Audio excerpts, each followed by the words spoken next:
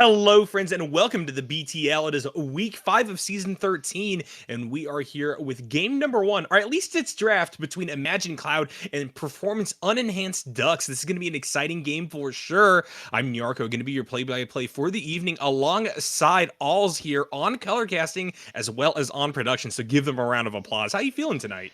Well, it's great to be back. It's been a couple of weeks since I've been able to be a part of the cast here at BTL. I'm glad to be back. I know a lot of folks in the chat are going to remember me less than fondly since I've called them out in the power rankings, but hey, we'll have a good time nonetheless. Yeah, and what you're saying in the power rankings, I think, is really going to speak to the tempo of this game. I see having to take down some giants over here in PUDS, who you said really have only experienced their one loss this season because of an anomaly. So, with that in mind, I see on blue side have quite the mountain to climb here. We'll see how they do. Bans coming through, and already some focus on the jungle with the Karthus knocked out from Imagine Cloud side and PUDS going for the Elise ban. Yeah, Imagine Cloud here. I'm a little surprised by how spread out their bans are because the Ducks do have some pretty clear carry conditions in Lantern and Sliason so far this season. For the Ducks, though, it's a whole lot easier. They shut down Brewer and Imagine Cloud doesn't seem to know what to do. Yeah, for sure. I heard that Brewer is definitely the main carry for Imagine Cloud, so I imagine that we will get some amount of focus towards that mid lane early on in the draft phase. With these last bans coming through, we move on to picks, and already Imagine Cloud going for that meta, grabbing up the Misfortune, who very much has been dominating that discussion around bot lane for the past few patches. Yeah, we've been seeing a lot of bot lane both or a lot of misfortune in the bot lane, both here and in other leagues around the amateur and professional scenes. The Ducks gonna respond with Caitlyn here. Little bit Yeah, of the a Caitlyn. different idea. Yeah, for sure. We'll see if they're going to immediately go for a combo bot, something like Caitlyn Lux, Caitlyn Morgana, or if they're just going to keep their options open, maybe prioritize something like the jungle here in the first few selections. But it will, in fact, be the Lux for Fun, Phoenix, and Sleason. On that Caitlyn, very powerful. Needs to get ahead early, but definitely capable of doing so, especially due to that range advantage. Well, Nyarko, do you not think there's any chance that this Lux could be going into the mid lane here for Landrin? I just think that this is so clearly a signal towards getting the Lux towards Fun Phoenix, but I don't know what Landon has played in the past. If they do specialize in something like the Lux, it's totally doable, and that does allow some amount of flex positioning later on. But with Imagine Cloud going towards that Amumu, I think that that range, that zoning potential that Lux E, Lux Q have become all the more valuable.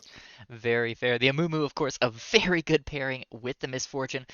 Not too much pressure on Dr. Dad either. With the double bandage toss, there's plenty of room to make mistakes and still not be punished for it.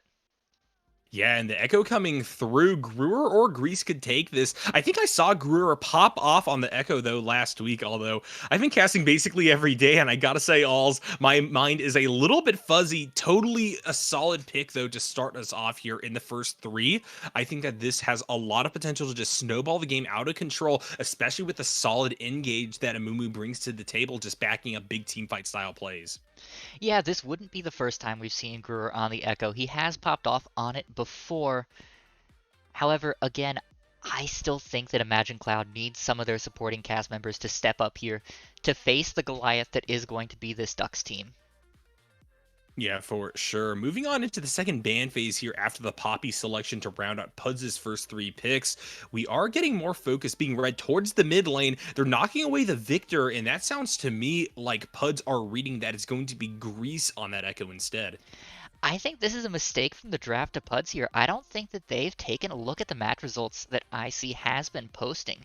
So I think this is a missed opportunity to use those bans for something more towards Just Relish or Grease here in the top and jungle. Yeah, I would tend to agree. And Imagine Cloud not really falling back into the trap of banning out either supports or mids. They're just kind of sitting back, taking away that gangplank at first. Here's the read, though. They're going to say, yes, it's Fun Phoenix there on the Lux, and that's going to be comboed up with the Caitlyn. And therefore, we're free to knock away things from Landrin. We'll see exactly how this is going to impact the second phase of picks now. The Viego knocked out from PUDS as well. And so they are taking away some more of Greece's priority. Yeah, we do see PUDS pick up the Gragas here. Captain Holden has been quietly efficient in the top lane on all of the G champions, Gangplank, Gragas. We've seen a couple of other champs not quite as G-friendly up there, the Aatrox as well from him. So this Gragas should be nice and safe even into the 100% world's pick ban rate Aatrox, which I see is hovering here. Yeah, it's interesting that this gets through the pick phase so late in the draft. This is typically something that you see on the B1 position or the R1 position, but I'm happy that we are still seeing Imagine Cloud playing confidently, going for these lanes with great snowball potential. They understand that PUDS sitting at the top of the ranking is powerful, but they are able to answer back, or at least they're willing to try to do so. And hey, it's my favorite champion, the Talia, coming out. And this also still very flexible up there with that Echo. Grease or Brewer could go on to either of these. Yeah, not a whole lot of clarity here from the Imagine Cloud draft. Gonna have to wait to champ select to see if that Victor ban was worth it or if it was a waste of time here for R4. What does PUDS need to round out this draft, do you think, though? Well, Never they mind, you won't get the clearly need a chance to answer. scaling mage. Yeah, the Vagar comes through. I actually really like this. There's quite a bit of AP, and most of the auto attack damage output is going to be focused solely on the Caitlyn's shoulders, but that is totally doable for PUDS, I think. They, I believe, played through the bot lane the last time that I actually watched them, and so overall, this is a pick very much concentrated around a few people and a lot of solid setup. Poppy, Gragas, both great at shoving around and maneuvering against Imagine Clouds in teamfight scenarios. And there's a lot of solid pick potential as well with those two selections alongside the Lux. So really excited to see how Red Squad is going to fare, especially given the fact that Imagine Cloud still has the flex potential on their side. You can really shuffle around these champions. If you got really spicy, you could even say Grease goes onto the Amumu, Dr. Dad onto Talia support, which I would love to see as a former Talia support one trick myself, at least I'll say. That's a bit of a Um, stretch. yeah, it is a bit of a stretch right now, I will say.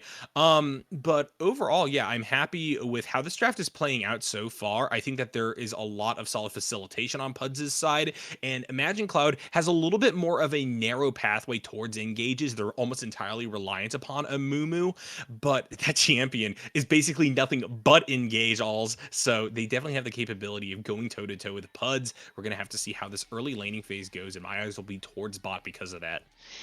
I'm not so sure I agree with you that the engage is on the Amumu's shoulders. Because of the W from the Echo, because of the Talia wall, even because of the World Ender pop into some Q casts, I feel like IC has really four champions that are going to be able to start fights pretty easily here. So PUDS, especially with how they have so many squishy members, are going to have to be very careful in their positioning, in my opinion.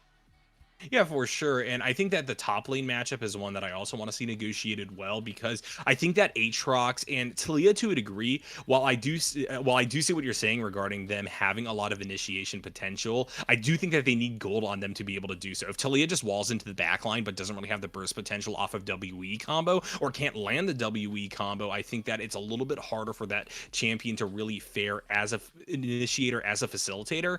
And so I do hope that Just Relish, for instance, on that Aatrox, similarly will just be able to dominate or at least go to toe with Captain Holden. They need that income early, probably rushing something like the Eclipse, although that has fallen out of favor, so a lot of possibilities still on the table. Yeah, absolutely. The build paths are wide open. Of course, we'll see some fun build paths in just a few months when we get all the new preseason items, but that's still a bit of a ways in the future. As we get through this client draft, we do have one big question. Where's IC gonna assign these champions?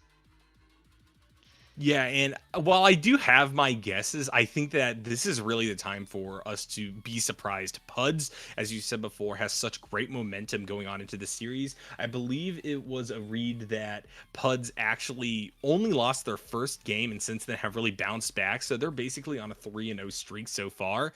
I don't know if Imagine Cloud will be able to really push back against that, but sometimes pulling through these odd drafts, or at least drafts where you are keeping your roles secret to the last second, is a really solid call. We're about to see what Grease goes for. Nerubius pretty obviously onto the Poppy here.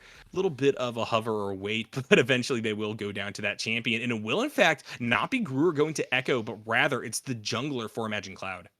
At least that's what we're seeing right now. Of course, the rules do allow swapping up to 30 seconds before load in, so this could be swapped around to surprise us just a little bit more. However, Greece has been telling me that he wants some attention in the power rankings. He wants to be recognized, so he's going to be trying pretty hard to stand out here, is what I'm guessing. Hey, and Echo's a really good pick to do that on. They have incredible carry and snowball potential if they get a few kills under their belt. They have great safety with their R during team fights, so they can easily get out, sustain a large bounty, and really be the carry for the team without giving too much to PUDS as recompense. And honestly, I don't really see a swap coming through. Talia just hasn't been great in the jungle matchup ever since she got her mid-scope update because they allocated a lot of her power back towards CC because WE now stuns. She just doesn't have as solid of a clear as she did in the past, and because of that, I just don't think that she's really able to jungle as well, especially in a coordinated competitive environment.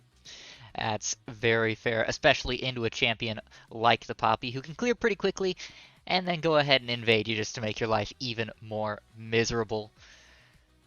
Yeah, for sure. And really, it's surprising that the Poppy has gotten to the point where they're so high priority in the jungle. I love to see it, but in the past, I have seen that Poppy can fall behind a little bit on clearing. I think that Grease, though, with the Echo selection rather than Talia, very much able to kind of outscale in that department. But Poppy, a lot of utility, especially up against champions like the Talia, like the Echo, able to work really well to repel some of these dashes that are brought to the table. Mumu also similarly can get walled out if Poppy is really on top of it with their W utilization. So that's an interaction to watch out for sure. I was just checking out Worlds and watching how crazy Poppy is at stopping a lot of these micro dashes and small engages that a lot of these team compositions are trying to go for in the modern era of League of Legends. Yeah, there's a lot of pressure on Nerubius' shoulders to protect his backline here, but given how he's played so far this season, those are pretty wide shoulders. Yeah, for sure. Stout and a wide, very strong, able to hold up the team like Atlas. We're going to throw it to a quick break here, but when we return, it's going to be an exciting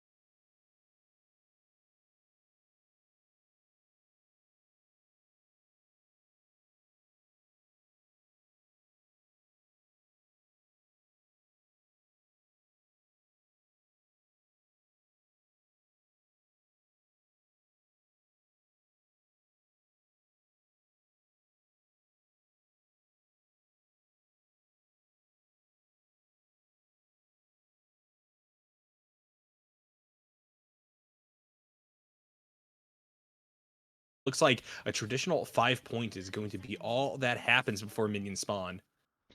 Yeah, nothing fun here. Not even any fun ward shenanigans to start off. And, well, we thought we'd be through the pauses. We were Yeah. incorrect. We were being charitable, Alls. We went through pause number one, said, let's not go live. Let's not subject our viewers to this. And immediately we get the second pause of the night. But hey, still doing better than Worlds, theoretically. Yeah, unfortunately, I haven't had much time to watch Worlds, so I don't know how bad production has been over there, but we can tell Riot to hire me. For sure. Yeah, I think first day in play-ins, it was already two or three back-to-back pauses, and it led to about an hour delay. Today, we've had multiple tech pauses as well. Gumayusi's mouse basically stopped working in the middle of a team fight, so they had to chrono break that one. But yeah, here in this game, I don't think we're going to be gaining anything that crazy. These are just the classic connection issues that occasionally happen when you load on into the client. But what are you looking for out of this early game? What lanes are you focusing on? Well, what I'm looking for to kind of determine that is I'm looking at the summoner spells and the runes that these champions and players have chosen. Both of the junglers running Dark Harvest means that Nerubius and Grease are going to be playing aggressive here early, I feel like. So I think we're going to see a lot of jungle pressure across the map as they try and get those stacks up. I feel like bot lane's gonna be a little bit less interesting, a little bit less aggressive as we have cleanses coming out from both ADCs. So there's Mhm. not a whole lot of impetus for either of these supports to try and land a whole bunch of CC because it'll just get cleansed away. So I think a lot of the fun here is going to be in the mid lane where Gruer has the first strike and is going to want to take advantage of that early, and in the top lane where obviously it's a whole bunch of beef tank. We're going to see a lot of wet noodle fighting here early. Yeah, for sure. Grasp of the Undying on Captain Holden's Gragas. It implies to me that they're probably going to be building tank, which I just think is broadly correct anyway. You already have two very solid sources of AP damage in Landrin and Fun Phoenix. And I will say, I do agree that bot lane is going to be relatively safe. It's going to be difficult for either of these champions in the support roles to really be able to go in and stop I'm Snowboy or Sleason, respectively. And that's just up to the cleanses. But at the same time, Fun Phoenix kind of needs that gold. The Moonstaff style builds on Lux just have not been good in a very long time. And so you're kind of forced towards one of these more expensive items, particularly the Ludens. And so maybe we'll see them force a few fights. It'll basically be up to skill, though, at the end of the day, how these waves look and where we are going to see Grease and Nerubius decide to path. Yeah, however, it is worth noting that Fun Phoenix does have a lot of easy ways to proc the Spell Thieves early with just an E toss or a long range Q just to get the proc, not to go in on. He does have both the mana flow and the biscuits in his runes here. So that'll be plenty of mana through the early game to make sure that those spells can go ahead and be spammed. So even if they don't get the hard engages, I don't think Fun Phoenix is going to be hurting for the gold.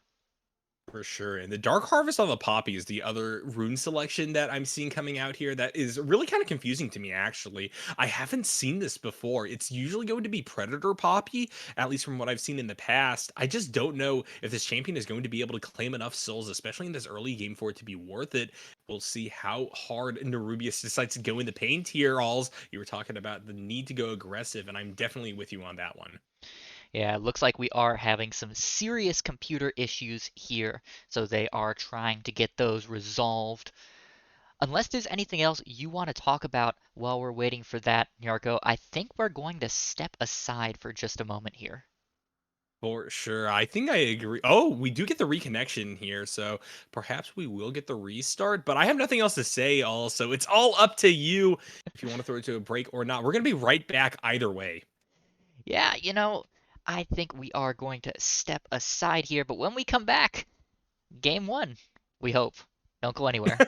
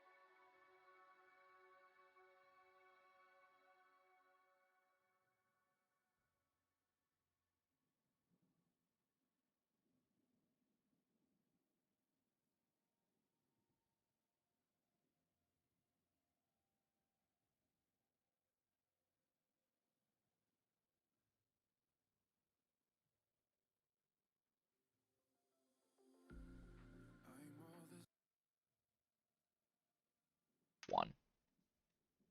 Hello, friends, and welcome back to the BTL. We have gotten through our pause, and we are back with game number one between Imagine Cloud and the performance unenhanced Ducks.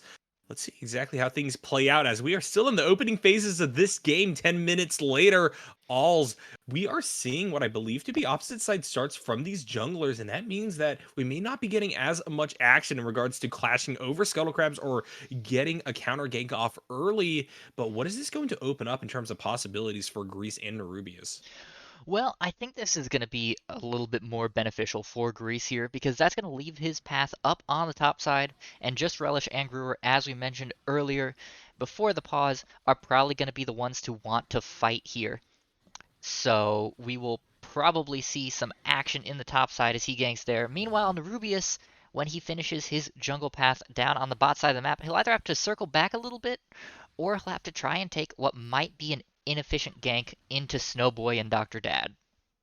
For sure. And it's going to be interesting to see how the leash from Captain Holden and I'm Snowboy slash Dr. Dad is going to help play out the tempo of this lane. Already, Sleason and Fun Phoenix getting that push advantage bot side. This was expected just because of the range advantage from the Lux anyway, but it happening so early might lead to an early crash and maybe a bounce back that could actually allow for Nerubius to go for a solid gank. Same kind of tempo happens top as well. Imagine Cloud's jungler definitely has an opportunity to go on against Captain Holden as the Gragas starts to push back in.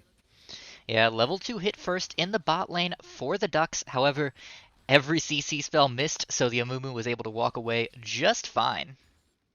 Yeah, and that's kind of the gamble that you take when you play Lux. It's not a guarantee you're going to be hitting your initiation, your CC, and we are seeing Grease going for that level 3. Here's the engage coming through. Dr. Dad with the Q forward, getting hit for quite a bit of damage, but it's going to be Grease claiming first blood up against the Lux. Sleason moving back towards tower, still has the flash available, had to use their cleanse. I'm Snowboy still going to hold on to their own summoner spells, getting punished pretty heavily though, down to about 100 health. But at the end of the day, given that it's 3 bot for Imagine Cloud, they're going to be able to push this wave in no problem. Yeah, and I'm kind of forced to eat my words here. I said I thought the bot lane wouldn't be a particularly interesting target for these junglers, but it turns out when the Lux gets hit by those bandage tosses right as the Echo is walking into lane, it's pretty hard to get away. For sure, yeah. And with a little bit of a gold Oh, big advantage now minion for wave Imagine here. Cloud in good tempo, we got some action top side as well. Just to Relish and Captain Holden ready to Nerubius is go behind very him. low. Nerubius with the flash in. They're going to get the dive under tower, uses the W to skedaddle on out of there. And it's a nice answer back topside for PUDS. Beautiful timing from Nerubius to happen to be there right as the Aatrox had flashed away. Gorgeous flash taxi in and just barely staying alive with a sliver of health. That's exactly how you write it up. Of course, for Captain Holden, it's unfortunate that he doesn't get the kill, but getting the gold in the pockets is good for the Ducks anyway.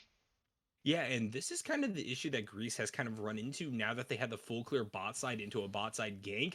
Poppy able to set up incredibly well in Echo's topside jungle, and that allowed for them to go for that gank from Tribush, that dive under tower. Just Relish definitely behind now, and Captain Holden can kind of breathe a sigh of relief. This Aatrox has been so scary in so many games, and so getting a shutdown early and setting up for a possible repeat gank now that Flash TP are gone could really be the pathway forward for the Ducks. Yeah, I want to call attention to something quickly because you did mention at the top of the broadcast about the Scuttle Crab fight. We actually saw Fun Phoenix on the Lux take that bot Scuttle Crab himself to Hey, that is deny the it from classic. the Echo. Yeah, that's a classic support play, you know? You got to get gold somehow, and that's a good way to do it, in my opinion. Lux has the ability to break that shield pretty quickly with the Q. Nerubi is coming down here, though. They want to try to pin up Dr. Dad, but Grease with the counter engage, and now the Poppy all alone into this backline. Sleas and Fun Phoenix gonna push forward, throw out the E, but it's going to be Grease killing the Poppy first, but now multiple members of Imagine Cloud going low here. Grease barely able to get out with their life intact. Yeah, narrow, narrow margins for the Echo there. But a great job being in the right place at the right time. Nerubius committing a little bit too hard for the Amumu. You're a level 4 Poppy. You don't have the damage to do that quite yet. A little bit of a baffling decision there. Yeah, I think Nerubius maybe was just not aware of Grease and was looking for the 2v1, and that would allow the time for Sleason and Fun Phoenix to get over it and overload that fight. But really, solid call, good heads up play from the Echo to equalize that and get the advantage back over to Imagine Cloud. They're still up on gold, and they're trying to push in the spot side. Grease with the lane gank. Here's the engage from Dr. Dad. Sleason just able to net shot their way back out. And Greece can do really nothing more here except for help push this wave in as everybody's getting poked down by Fun Phoenix and the Caitlyn. Yeah, a little bit unfortunate for Greece. That's a good bit of time wasted there. And Nerubius is going to take advantage of that by coming back to this top lane. Will, however, get spotted out. Yeah, and it's an unfortunate situation for Nerubius as well. Both of these junglers looking to make a lot of really aggressive plays across the map, but nothing really panning out besides these engages where they kind of meet up with one another. And I think that is just kind of up to the champion selection to a degree. Obviously, Grease has engaged off of Echo W and has the approach off of E, but it's not the best. And same kind of thing for Poppy. They can run at people with W, but really, you kind of need the wave to be in the right spot. And given that everything is bouncing back and forth between these two teams, it's a very volatile early game state for these junglers. And I think that for the time being, they're going to hit a lull, go back to farming for the time being, and maybe off the next play, we could see this be leveraged into a dragon. Yeah, and with just 50 seconds still at spawn, we could see a Rift Herald take as well if the fight happens to be on the right side of the map. Yeah, the further that you delay the first dragon, the more chance that there is for a team to just kind of cross map it. And I really do think that first Rift Herald is a solid objective to trade dragon with, especially if you're not the scaling team. Getting first tower is a huge influx of gold and can really help overload team fights and stop further dragons. Here's a huge engage on the top side. Explosive cast coming forward. Just Relish being launched back into the red wave of minions, but they're going to pop World Ender, and Captain Holden gets traded against pretty heavily, both at about half health now. Yeah, will be a little bit easier for the Gragas to heal up with that happy hour, but I do want to call attention as well to what Just Relish has purchased. After that first death, he went back and bought a Cole. So the Aatrox has committed to saying, you know, I might not win this lane early, I won't be able to punish the Gragas early, I'll have to play defensively, but I want this extra gold in my pocket, I want to be able to punish, in 10, 11, 12 minutes here. Yeah, it's an interesting call for sure. I think that is one that will pay off, though. They are doing very well on the CS front, and they are getting poked very nicely by Captain Holden, but they're staying stable. They're able to heal. Look at the trades going on, even into the wave. Just Relish doing a solid job. Make sure that Captain Holden stays low enough to where they can't actually dive this Aatrox. Yeah, the Aatrox sitting pretty at about 400 health. And this is interesting with how the bot lane of the Ducks was zoned off there. That bought enough space for Grease and Dr. Dad to take that first Hextech Drake. A little bit surprising that Nerubius didn't contest that at all. Yeah, and doing that without a pick is very nice. Imagine Cloud not having to risk a whole lot across the map and coming out on top with the pickup. Topside, Landrin coming through. They're gonna pop their teleport, or excuse me, they're gonna just rush on in. My bad. And really just kind of run over and burst down Just Relish. Captain Holden has the wave at their back. This is an awkward spot for the Aatrox. They can't immediately get back to the lane. They're losing a whole lot off this play. Yeah, unfortunately for Aatrox, the outplay button is a real thing that will continue to exist in League of Legends as long as Vigar is relevant to the meta. Landrin able to use that unsealed spellbook to get the ghost, walk into range, and just say goodbye. Yeah, for sure. I was wondering where the ghost was coming from, and that's what threw me off. I saw the unsealed spell book, thought maybe a teleport happened. I was all kinds of thrown off by that play topside, but Greece just going to reassert themselves, finally farm up their top half of the map here, and Rift Herald is still up, and with Nerubius on bot, this could lead to a potential second neutral objective taken for Imagine Cloud. We'll have to see how the lane state is going to play out. Brewer pushing back into Landrin, and I mean Aatrox finally returning top does have the wave at their back now, but ultimately Greece decides to just path back towards the spot side as well, matching up with Nerubius, and we'll see if we're going to have any more action around that lane that, as you were talking about, Aulz, is really picking up the pace in a way that we weren't expecting from the draft phase.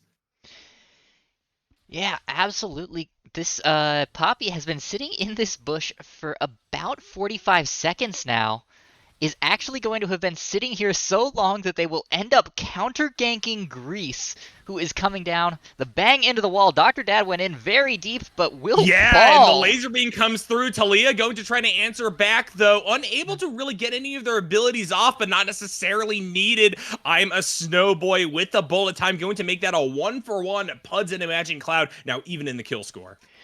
That was an expensive counter kill, though. The ult from Brewer, the ult from Snowboy, and the flash of the MF as well. That is a lot put in to just get a kill on the 1 and 2 Poppy.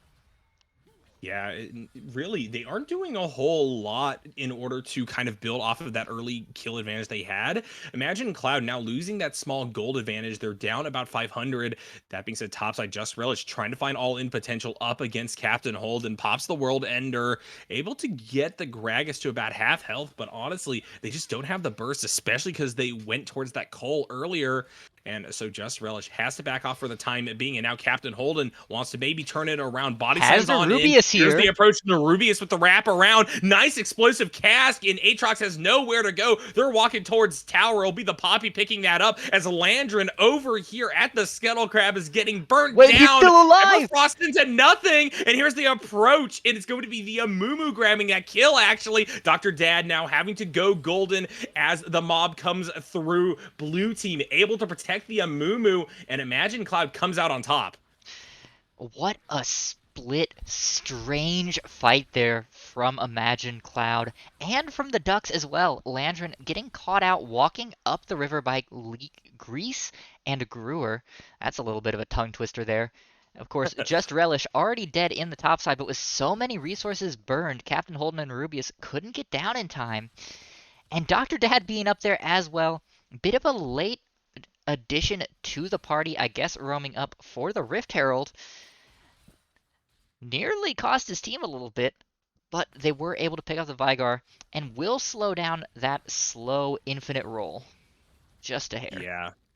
Captain Holden now up 2 levels on Just Relish. Aatrox in a rough position here. Although Captain Holden fighting against a ton of caster minions is very tanky, though. Still able to push on in. Happy to go through these waves and get the Aatrox to about 200 health. The Gragas drinking well top. Yeah, and that is nothing more or less than an item difference. Gragas has a fully completed Sunfire compared to just an Iron Spike Whip from Relish.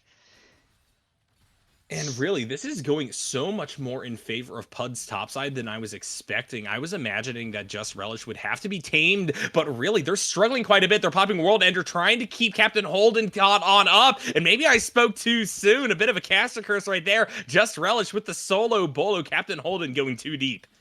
Yeah, a baffling decision from Holden to go in under the turret. Yes, the Aatrox is very far behind, but with Infernal Chains, with the Q, there's so much lockdown from Just Relish that the moment you start putting damage onto that Aatrox, you're going to be locked up under that turret. You're going to take 2, 3, 4 shots, and suddenly that health advantage isn't all that valuable after all.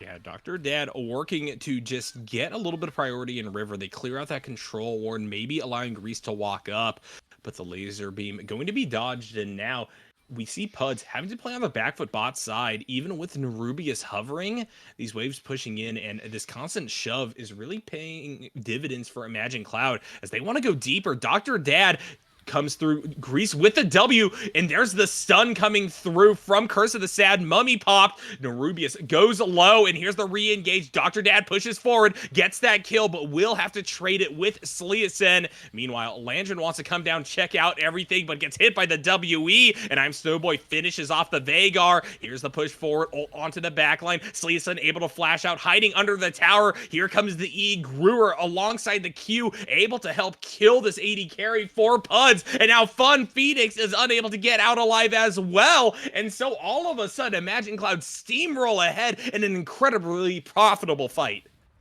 Yeah, that was a very clean fight from Imagine Cloud, despite the steadfast presence blocking both the Echo and the Amumu engage there. PUDS didn't get out of the way. They let the Curse of the Sad Mummy go through. They had the Amumu stopped, they had the Amumu stunned up, and they just let him continue. And that was the beginning of the end, because it meant Nerubius was out of the fight. It meant that Sliason was already low. It meant that Fun Phoenix had to play carefully. And from there, Landrin, again, a baffling uh, pathing decision, going through the river once again, knows that everyone was there, and just face tanks 3 people. You are a Vigar. You have an Everfrost. You cannot do that. I almost think the hubris is getting to them. Yeah, I agree. Verdant Barrier build, they're going to have to build defensive from now on. And only with that Everfrost, Landrin is actually very behind in being able to output damage and really carry PUDs. They are down around 2,000 gold right now, and it's really going to be a tough call. PUDs in this mid game have to play a lot more respectfully now of Imagine Cloud. And this allows for Imagine to actually net themselves a second Drake. We see a dive set up for the top side, and Rubius is going to be here. Rift Herald comes through. Will get the charge, but I don't know if these 3 members of Imagine Cloud could push back onto the turret and actually take it first. Looks like the answer is going to be no. Even with the call to have Gruer roam up, the Weaver's Wall is available once again. So that could have been a 4-man dive, but it looks like they're going to back off instead. Interesting bullet time used there. Doesn't want to deal with the poke under turret, so Snowboy will just pop that ult and force Sliason and Fun Phoenix to walk away for at least a wave. Yeah, and across the map right now, in this lull state, I think that it's going to just be a matter of getting these supports a little bit more Sliason mobile getting to run help down build. here. Okay, Slicing, yeah. Here's the flash forward. I'm Snowboy, happy to get that solo kill, and they go on a rampage. I forgot how hard Misfortune was power spiking off of that earlier play. They have that solo kill potential. Dr. Dad looking for the trigger to go on in, and that's comboed nicely with the WE from Gruer. They will be able to pick up the kill onto Fun Phoenix and PUDS, kind of unraveling in this mid game. Yeah, a bit of a wild one here to start this off. Only 17 minutes in, and we have 17 kills already. A kill a minute is a violent game. Grease going over the wall. The prediction, Oh, the and is able complete to wrong read where direction. the Rubius is. Yeah, uses that teleport off of E to interrupt the back of the Poppy. Can't really pressure further, though, as Sleason is up and walking towards this tier 2.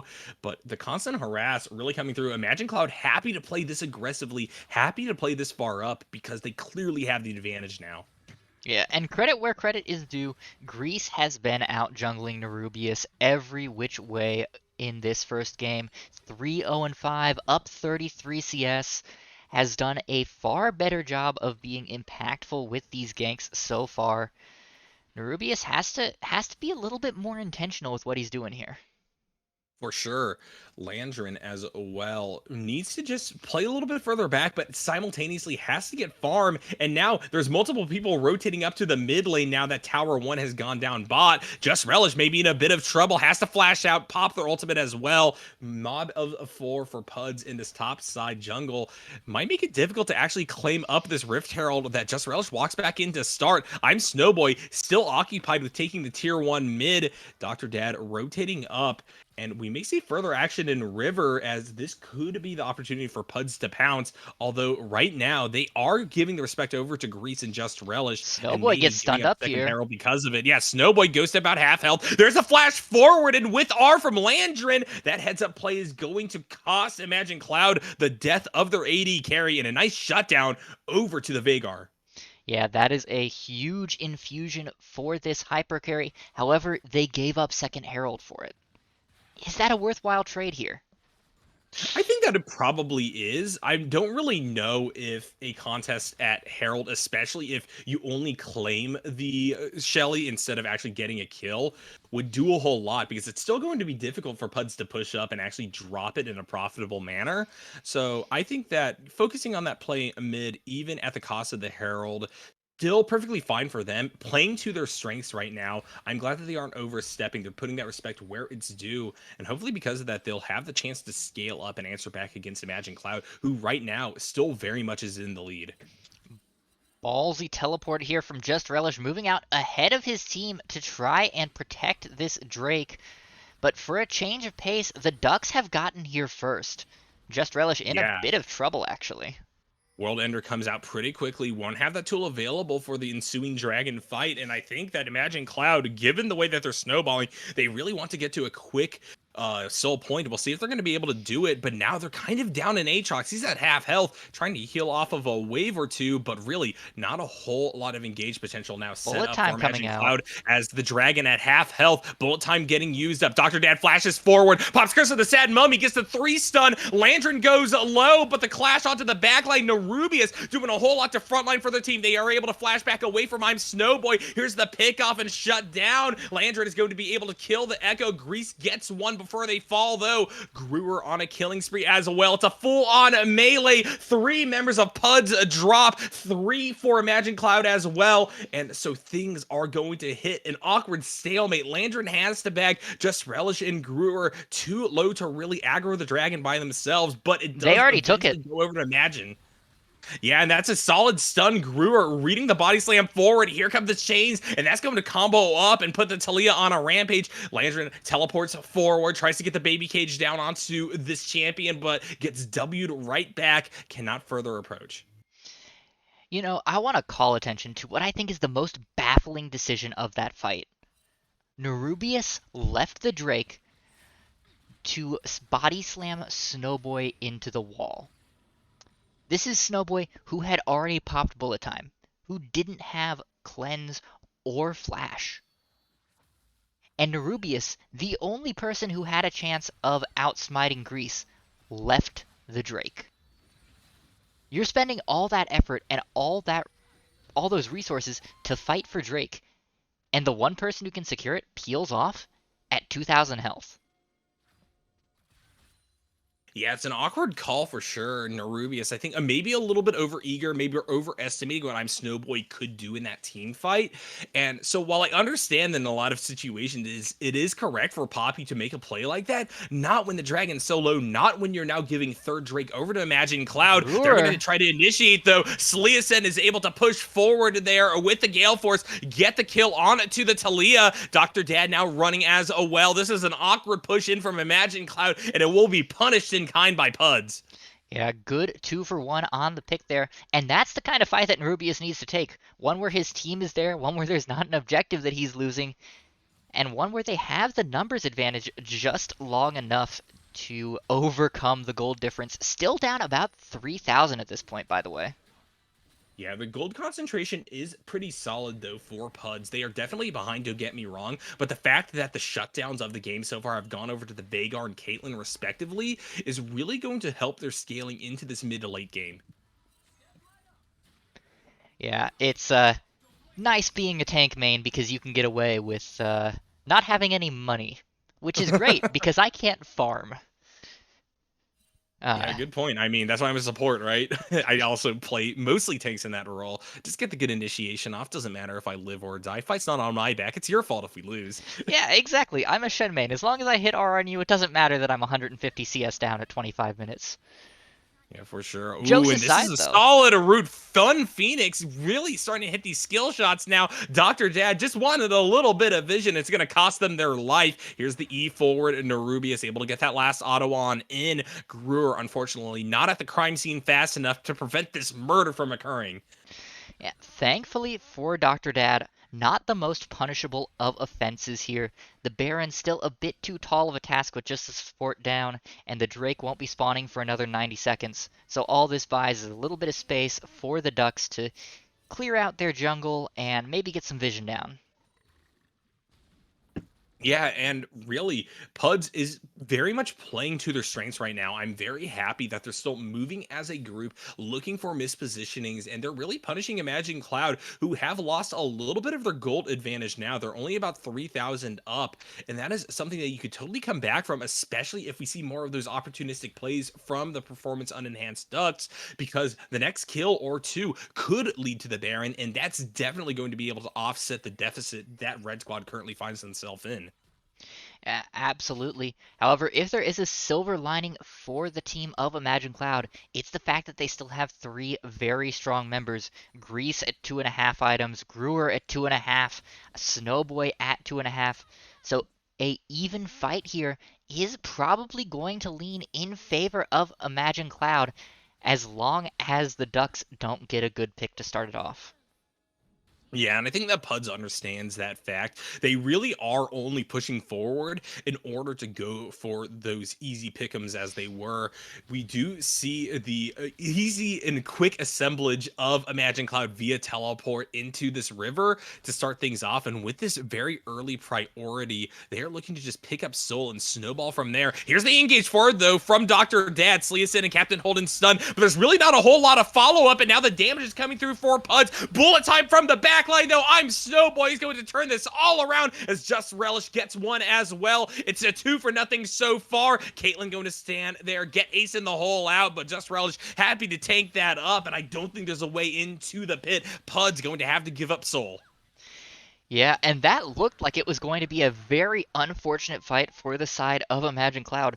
Dr. Dad a little bit too aggressive there, went in very early with no backup, but there was nothing that the Ducks could do to cut through that front line early enough, and it gave Snowboy and Brewer the ability to kill them with those massive damage items that they have.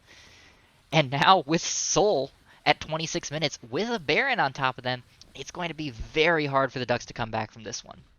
Yeah, the Infernal Soul helping to just burst everything down now. They're going to be a very strong team fighting composition, and they have the wave push to back it up. They're able to move deep into enemy territory now. PUDS going to have to play on the back foot, and really the kind of small advantages that Imagine Cloud had from earlier that I said were easily able to be recovered from, now really not there. PUDS now super behind, and it's only going to get worse as we see everybody just bear down on these lanes. Yeah, the only real diamond in the rough right now is going to be Landrin, who's sitting at 70 CS up, does nearly have his Rabadons as well, but just a Vygar does not a good team fight make. Yeah, maybe if you move to the ultra late game, we will see PUDs come online a little bit more. We'll see Lux start to outscale the Amumu just by virtue of building more expensive items and having that damage output at their backs. But right now, Imagine Cloud super happy to take any fight that they can. And I really think that you're going to be seeing at least all the tier 2s gone off of this Baron push unless someone severely oversteps on Blue Squad. Yeah, Captain Holden trying to defend this bot turret alone will not be able to do so. The other concern here for the Ducks is that as this game goes longer, Sliason is going to be less and less relevant, the Caitlyn preferring the early and mid game, which is going to skew the damage composition of this Ducks squad even further towards magic damage. Yeah, and we'll see how much we're actually going to see resistances built. Obviously, we have anti-magic boots on 3 of the members. Oh, we got some action here on the bot side, though. Here's the wraparound from the far side of things. Nerubius wants to try to go in, gets the stun onto I'm Snowboy, who immediately cleanses, tries to kite this out. Now the Poppy caught out into nothing. Sleason and Landrin have to make it through that little choke point created by the Talia wall, and that gives Grease the time to rush on in. He throws his E and his rocket belt at it. He's actually able to pick up everybody except for the Vagar, and this could be the ending push. Imagine Cloud have the timers on their side. Just Relish does get hit by the cage, but the W unable to land in time, and so Aatrox still happy to just push down these turrets, and I think Imagine Cloud are just going to claim game number 1. Yeah, a surprisingly clean performance here from Imagine Cloud. We thought this game was going to be a whole lot closer than it was, but the Ducks just didn't seem like they came to play. Lots of Yeah, small unfortunate. errors. Yeah, lots of small errors, especially in that early game. And then a few bigger throws later on, let's be honest here, Alls. But Yeah, Imagine yeah. Cloud, a thoroughly impressive performance. Really happy to see how they came out on top against these Giants. And now they have the wins at their back in this series. They just got to pick one more up, a 50% win rate. That's so easy to do. Well, at least that's what we say in the abstract. But really, Ducks may try to bounce back. They may understand their mistakes from early on, immediately patch those up, and come out swinging for round number 2. But right now, I really like how Imagine Cloud played this. They were able to really push back against the dangerous composition of the Lux Caitlyn bot early. And with that shut down, PUDS just didn't have a way to actually dominate the early game. Gragas doing a really good job off of Aatrox just in that 1v1. But even they overstepped. They went for an unfortunate tower dive, and that gave so much back over to Just Relish. So across the board, it's just a matter of answering back earlier without throwing away too much in favor of Imagine Cloud. And PUDS maybe will be up to the task. We'll have to see, though.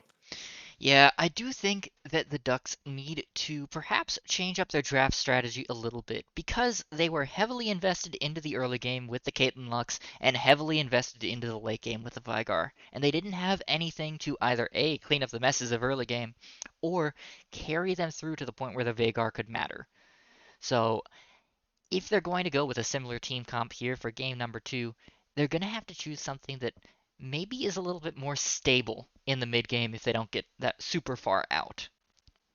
For sure. Continue to respect Imagine Cloud here. Maybe go for something a little bit more stable, as you were saying, and also something that isn't as reliant upon just snowballing as the Caitlyn Lux bot lane was. That's definitely kind of an adaptive strategy that PUDS can employ, and they probably have a better shot. We'll have to see, though. We're going to throw it to a quick break in order to get into the draft for game number two, but we're going to see whether or not Imagine Cloud will do the unthinkable and take down the Giants that are the performance unenhanced Ducks here. Don't go anywhere.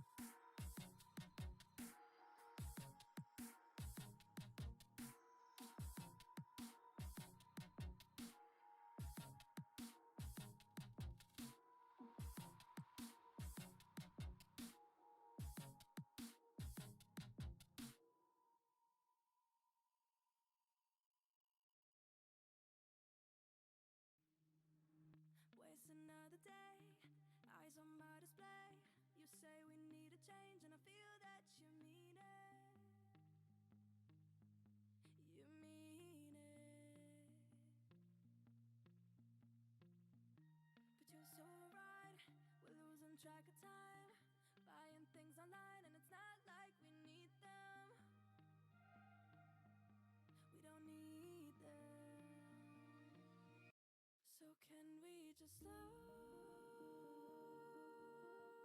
down? The only thing I'll do is lay here next to you. We need to slow down. Embrace the love we found. For you and I were safe and sound.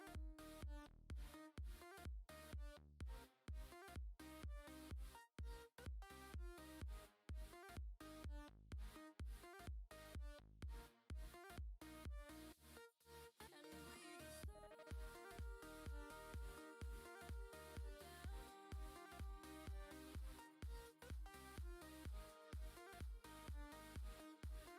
For you and I were safe and sound.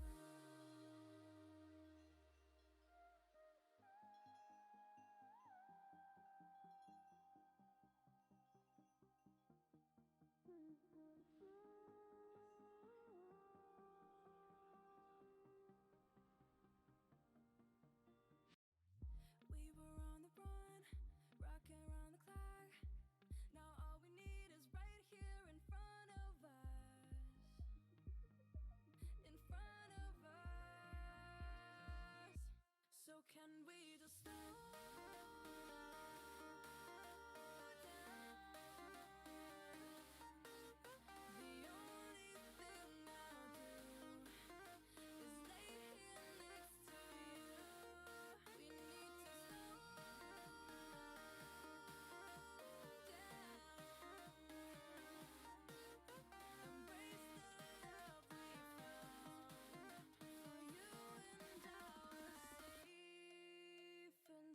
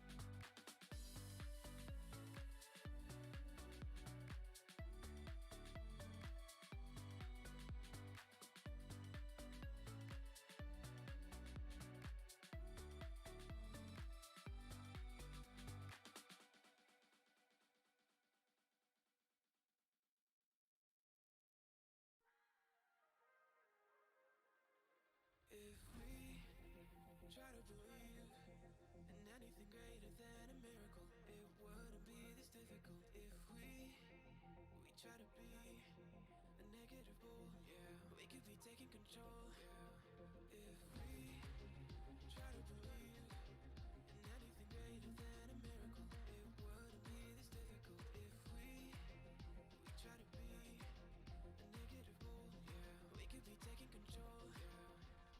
A negative bull. Yeah, we could be taking control. A negative bull. Yeah, we could be taking control. A negative bull. Yeah, we could be taking control. A negative bull. Yeah, we could be taking control.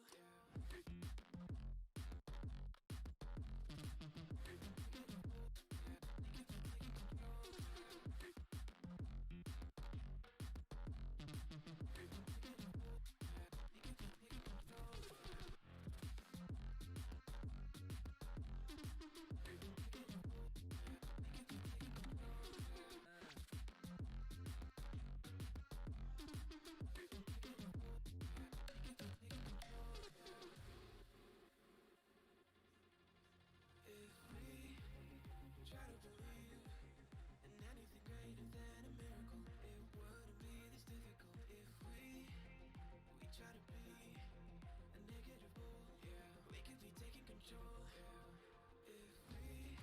If we try to believe in anything greater than a miracle, it wouldn't be this difficult if we try to be a negative bull. Yeah, we could be taking control. Negative bull. Yeah, we could be taking control. Negative bull. Yeah, we could be taking control. Negative bull. Yeah, we could be taking control. Negative bull. Yeah, we could be taking control.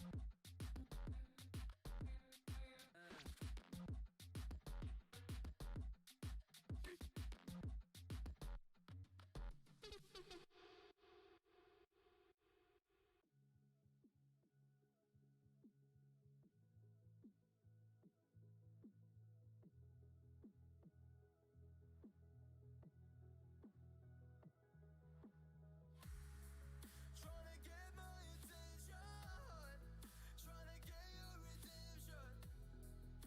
But now that I'm gone, you want me back. Yeah, I gave you everything. Hello, friends, and welcome back to the BTL. We are here with the second draft of the night between the Performance Unenhanced Ducks and Imagine Cloud. I see popping off game number one, bringing it through with an incredible early game that they were able to snowball into a Baron take and into a quick game. We're going to see whether or not PUDS will be able to answer back here. There's a little bit of a swap as PUDS now on blue side will start off the bans with the Elise and Lee Sin and knocked out yet again. Yeah, looks like they don't want Grease to be able to pop off as easily as the pop off came in game number one. The Amumu being taken away from Dr. Dad as well. Yeah, I'm liking this little shift. I think that Dr. Dad did so much to initiate team fights on the Amumu pick. And even though maybe we didn't see the quickest to follow up at all times, I think that at the same time, they were able to do quite a bit to really trigger incredibly important revolutionary plays. And Imagine Cloud came on top based upon that. We see a PUDS going for that misfortune this time around. It's not going to be a Caitlyn Lux bot line for them. And meanwhile, Imagine Cloud with the Seraphine Leona giving some solid flex potential over with that Seraphine pick. Yeah, the misfortune being taken away by the Ducks is a good adjustment, I think, here. Snowboy played it very well in the bot lane for Cloud. Taking it away both means that Sliason gets something he's pretty comfortable on, and it means that they don't have to worry about trying to run back the Caitlyn. Yeah, and because we've been seeing both of these teams go for really explosive team fights in River, I think that Misfortune is just ever going to climb up that priority list. Already very strong as a blind. I think that given how these teams play, getting a solid bullet time with an engager, with someone that can initiate and really augment her abilities, you see some very, very impressive stuff coming through. And I think a lot is going to be based upon their R. That being said, Gangplank and Sona, two champions that I don't think are super well versed in helping the Misfortune in that right. But hey, the sustain is there. Sona getting buffed this patch, continuing to move up that Enchanter tier list, and I'm excited that it comes out in a coordinated play game.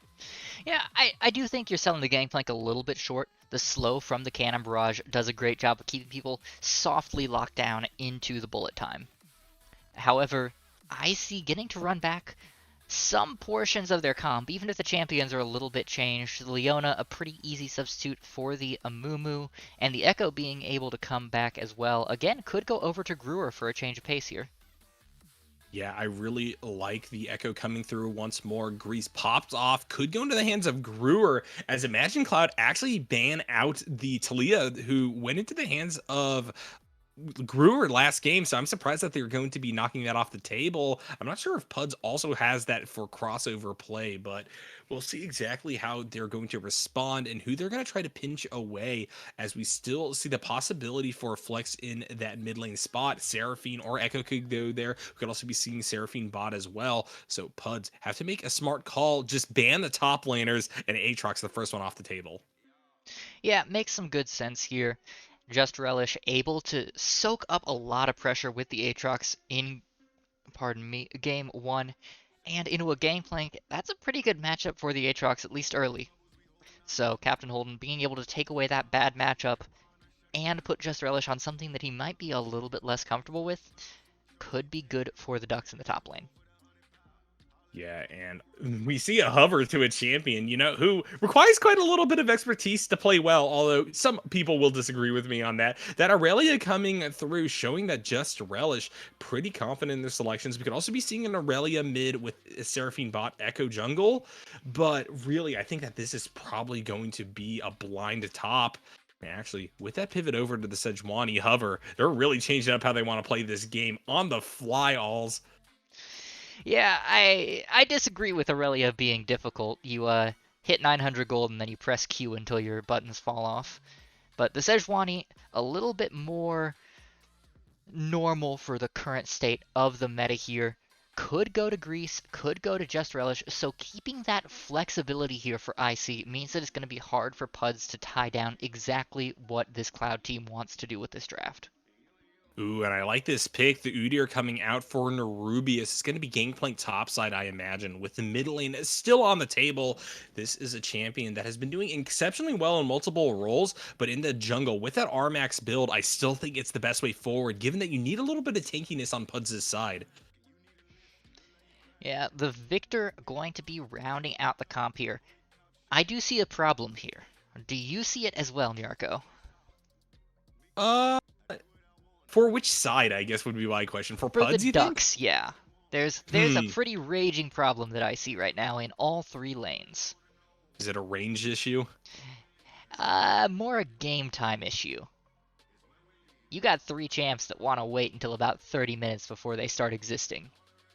Hey, I mean, that is a way to respect Imagine Cloud. Yeah, Sona scales like a monster. Victor does as well. And Gangplank, not too shabby once you hit that 3-item power spike. So we'll see whether or not PUDS actually wants to just play it soft early, give a little bit of credence to champions like the Seraphine, like the Kaisa. But really, I think that for the time being, I'm actually not too torn up about it, or I don't see it as much of an issue that they want to scale. So, a pretty clear scaling team from the side of PUDS. What's IC going for with this melange of champions here? Well, it's interesting that they're actually going to be moving the Seraphine to the mid lane. So we're looking at a little bit more of a passive start for them. And that could provide the space that Victor needs to really scale up. And in kind, because of that, I do want Greece to be pretty active on the map early as the Echo. Getting some solid picks onto champions like the Victor, I think, could really help make it so that PUDS' timeline is pushed so far back that IC could just run this over as they did in game number one. The Kaisa pick, I really like. I think that given that you're with the Leona, having that early engage, trying to get onto the backline and bursting down Misfortune before they could set up for a really good bullet time could be a good game plan for them. And Sejuani really going to help with those picks as well if they want to navigate the team fights in that mid game. I'm not even certain that the Misfortune's gonna be the target in the bot lane. We saw in game number one, Fun Phoenix on the Lux got targeted. Because the Lux was the one without the cleanse, was the one playing aggressively trying to poke. So unless we see a complete shift in priority here from Fun Phoenix, the Sona, I almost think, is going to be the one Julian is going to be engaging upon. So it'll Yeah, be I up to think Sliason to try and peel off Kaisa before she can do enough damage to make this Sona die, I guess. and I mean, Sona's like the second squishiest champion in the game, so that could be a tough call for sure. PUDS have to be careful about how they position in this one, I think, because the pick potential, I think, is actually much greater for Imagine Cloud's side now. You have a really good single target abilities with Echo being able to go on in to get people slowed. Leona with Solar Flare able to pick off whole groups, and Seraphine able to follow up well as well. But Sejuani with that prison early, able to do so much to make sure that PUDS have to play on their back foot and need to play around their vision. Yeah, Vision useful for the Ducks in game number one. We saw Nerubius get a couple of good picks in the mid game with those wall slams on the Poppy, but team was not able to do enough with it, and as IC started to force him back, the vision dried up very rapidly.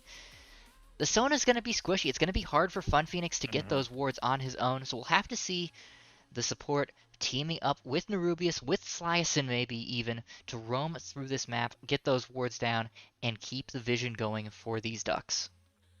Yeah, for sure. And I think that right now, PUDS is still playing with confidence. They are respecting Imagine Cloud and how they played in game number one, but they are also understanding that, hey, if we can get ahead early, if we do see mistakes from Imagine Cloud, if they're playing maybe with a little bit too much ego given their victory in round one, or a little bit too much desperation because they want to close out the series quicker, I think that PUDS could, if they get a gold lead in the first 10-15 minutes of this game, just absolutely pop off and really reduce Imagine Cloud to a shadow of what they were in the first match. Yeah, absolutely. With a team with a whole lot more identity, it's going to be much simpler to capitalize on any mistakes that come up. So it'll be interesting to see how this game plays out. Yeah, for sure. And I'm excited for this one. I like how PUDS are still trying to bounce back. They're still playing coherent. You know that communication is going down in their call right now, getting a solid team coordinated. They aren't salty. They're just looking for revenge. And we'll see if Imagine Cloud will be able to weather the storm to take this one in a 2-0 fashion. We're going to throw it to a quick break to wait out this spectator delay, but you won't want to go anywhere as this is going to be an incredible match.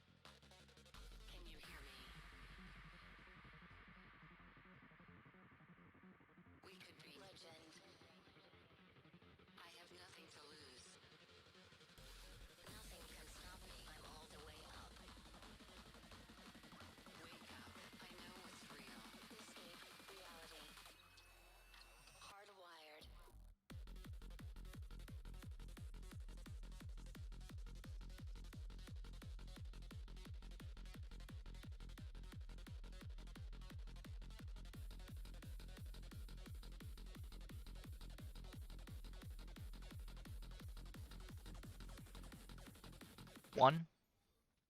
Hello, friends, and welcome back to the BTL. We are here with game number 2 between PUDS and Imagine Cloud. Imagine Cloud looking to claim the series 2-0 in a surprising turn of events. Game number 1 going in their favor, and PUDS now with this draft going for something very scale-oriented, respecting Imagine Cloud's early game.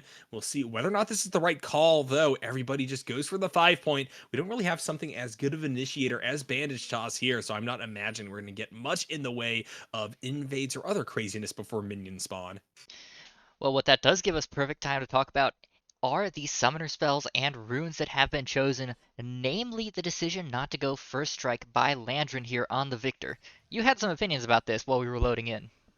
Yeah, I think it's probably correct to go for Summon Airy here. The sorcery tree provides you a lot of utility in that early game, and I think that up against Greer, it's just harder for you to get the range advantage necessary to really continuously proc the first strike. That being said, you are losing a little bit of that income. We'll see if that'll come to play. It's really going to put PUDS still very much on that scale game plan. It's not a way that Victor can spike early now, and so we're just going to be looking at a team who will really just have to give up quite a bit in that early, and we'll see how Imagine Cloud will try to push their advantages that will come from these lanes. Yeah, speaking of giving up things early, Fun Phoenix choosing to take the heal here as opposed to the Ignite. Obviously, on the Sona with such a low health bar, not a particular surprise, but it does mean that there's very little chance that Sliason and Fun Phoenix could do much more than just token aggression here in the bot lane.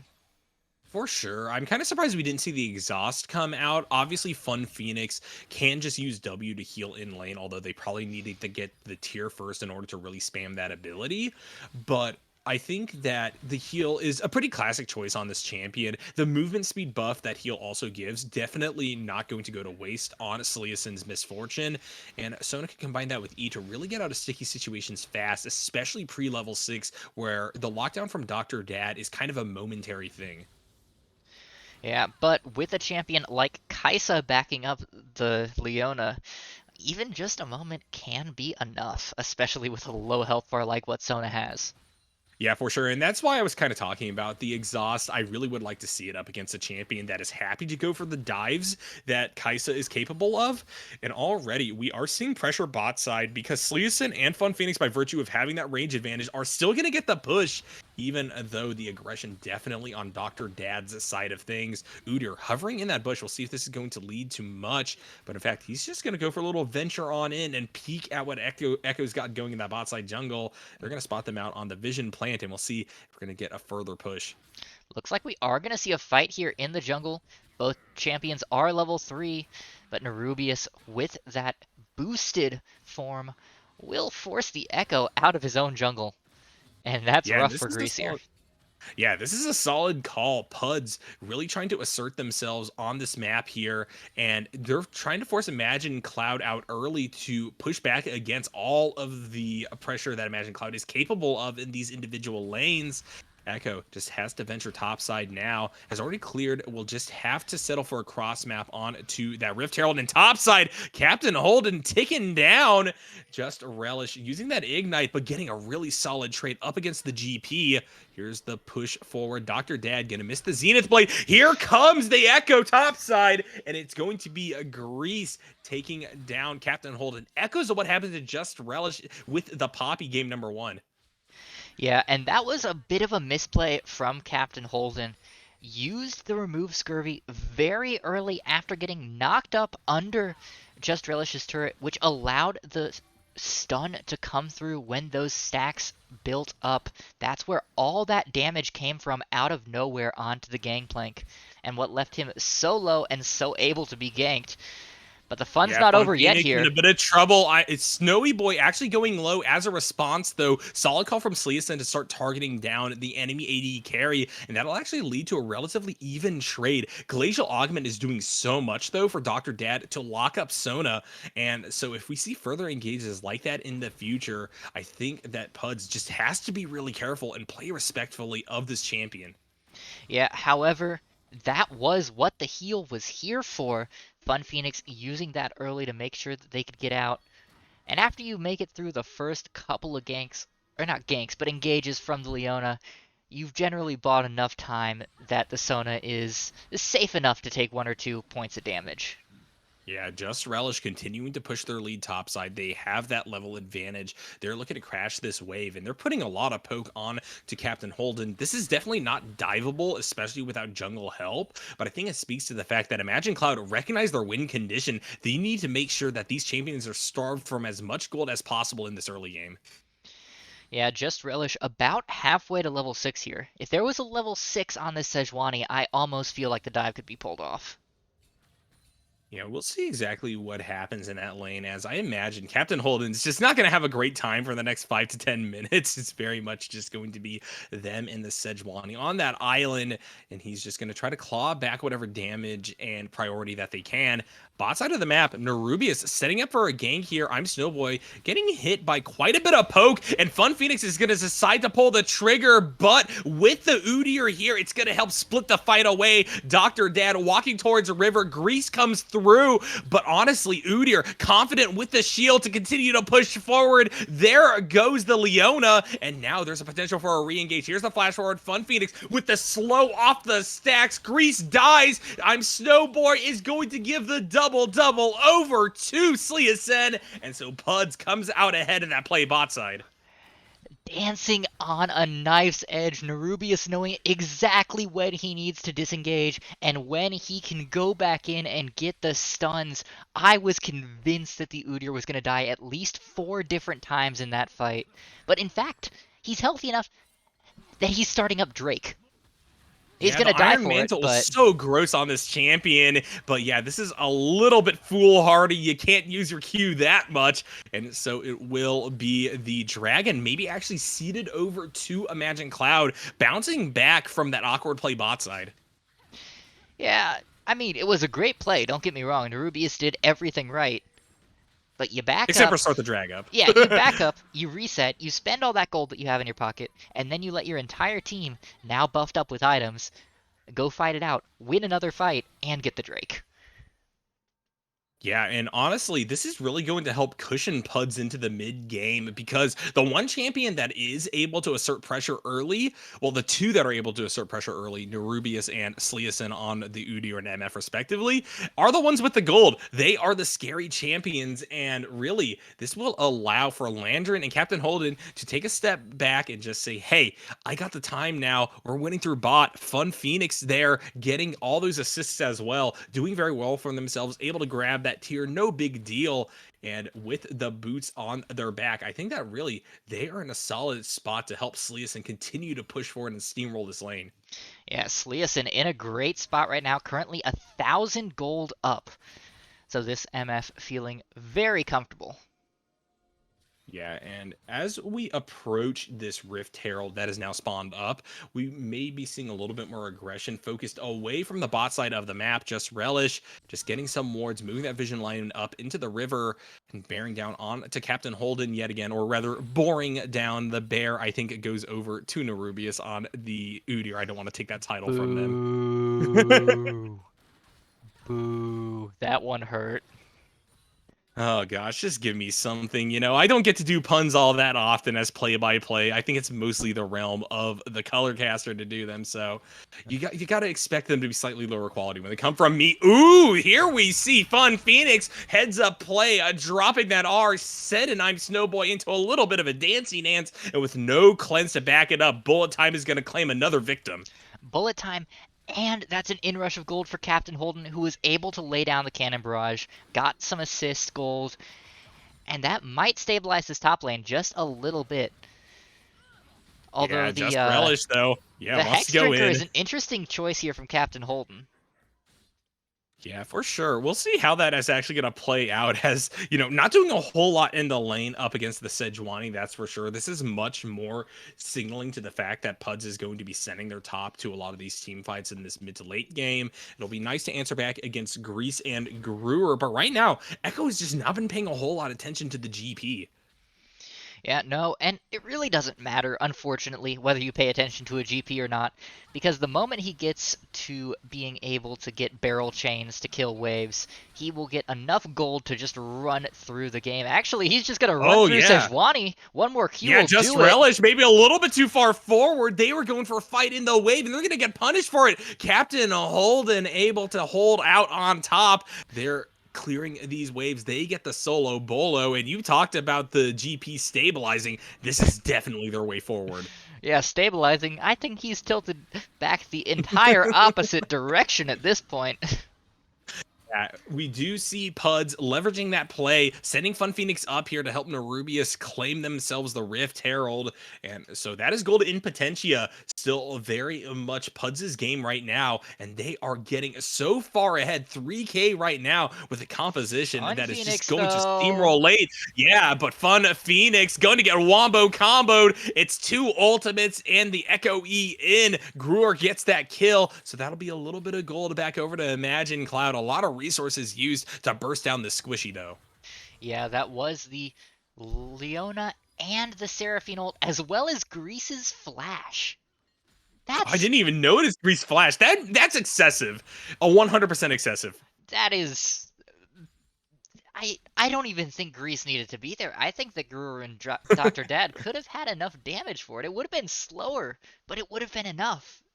Fun Phoenix didn't even have the flash available for them. I don't know if it was being tracked by Imagine Cloud, but if it was and they still went for the flash expenditure on Grease, that's definitely an overcommitment regarding these abilities. And that's going to put them on the back foot as we do see the dragon coming up very shortly. Yeah, Dragon up here in 33 seconds. Fun Phoenix with the Flash Crescendo available and Nerubius behind them here. Does get pinged out, so it looks like the bot lane of Snowboy and Dr. Dad know that the Udyr will be here and will be able to avoid it. Well, now that Nerubius is sitting on a ward, they definitely know. Yeah, we'll see whether or not Imagine Cloud is even going to try to pull the trigger on contesting this dragon. Nerubius bot side, like you're saying, getting pinged out, still has the Herald, so they're happy to just drop that and probably take tower number 1. We'll see whether or not Sleason and Fun Phoenix will hover this, as All it is getting 5. taken out and actually can't get the charge. Grease with the play, pushing forward there, has to R back out, but stopping that first tower take, I think, is going to preserve Imagine Cloud's ability to come back into this with the gold. Here they push into river now. A lot of resources burned. We see the bullet time and Sonar both taken away from PUDS, and now Imagine Cloud first to start this up. They're going to go to 2 Drakes here unless Nerubius has something to say about it. No, Nerubius is probably going to let this go, but that was such an expensive turret protection. Both teleports used, Grease's Chrono Shift used, Dr. Dad's ultimate used as well. So 2 ults and 2 major TPs. Meanwhile, Captain Holden managed to get a couple of turret plates in the top side, starting to snowball on this gangplank, up 1,000 gold despite being even in CS.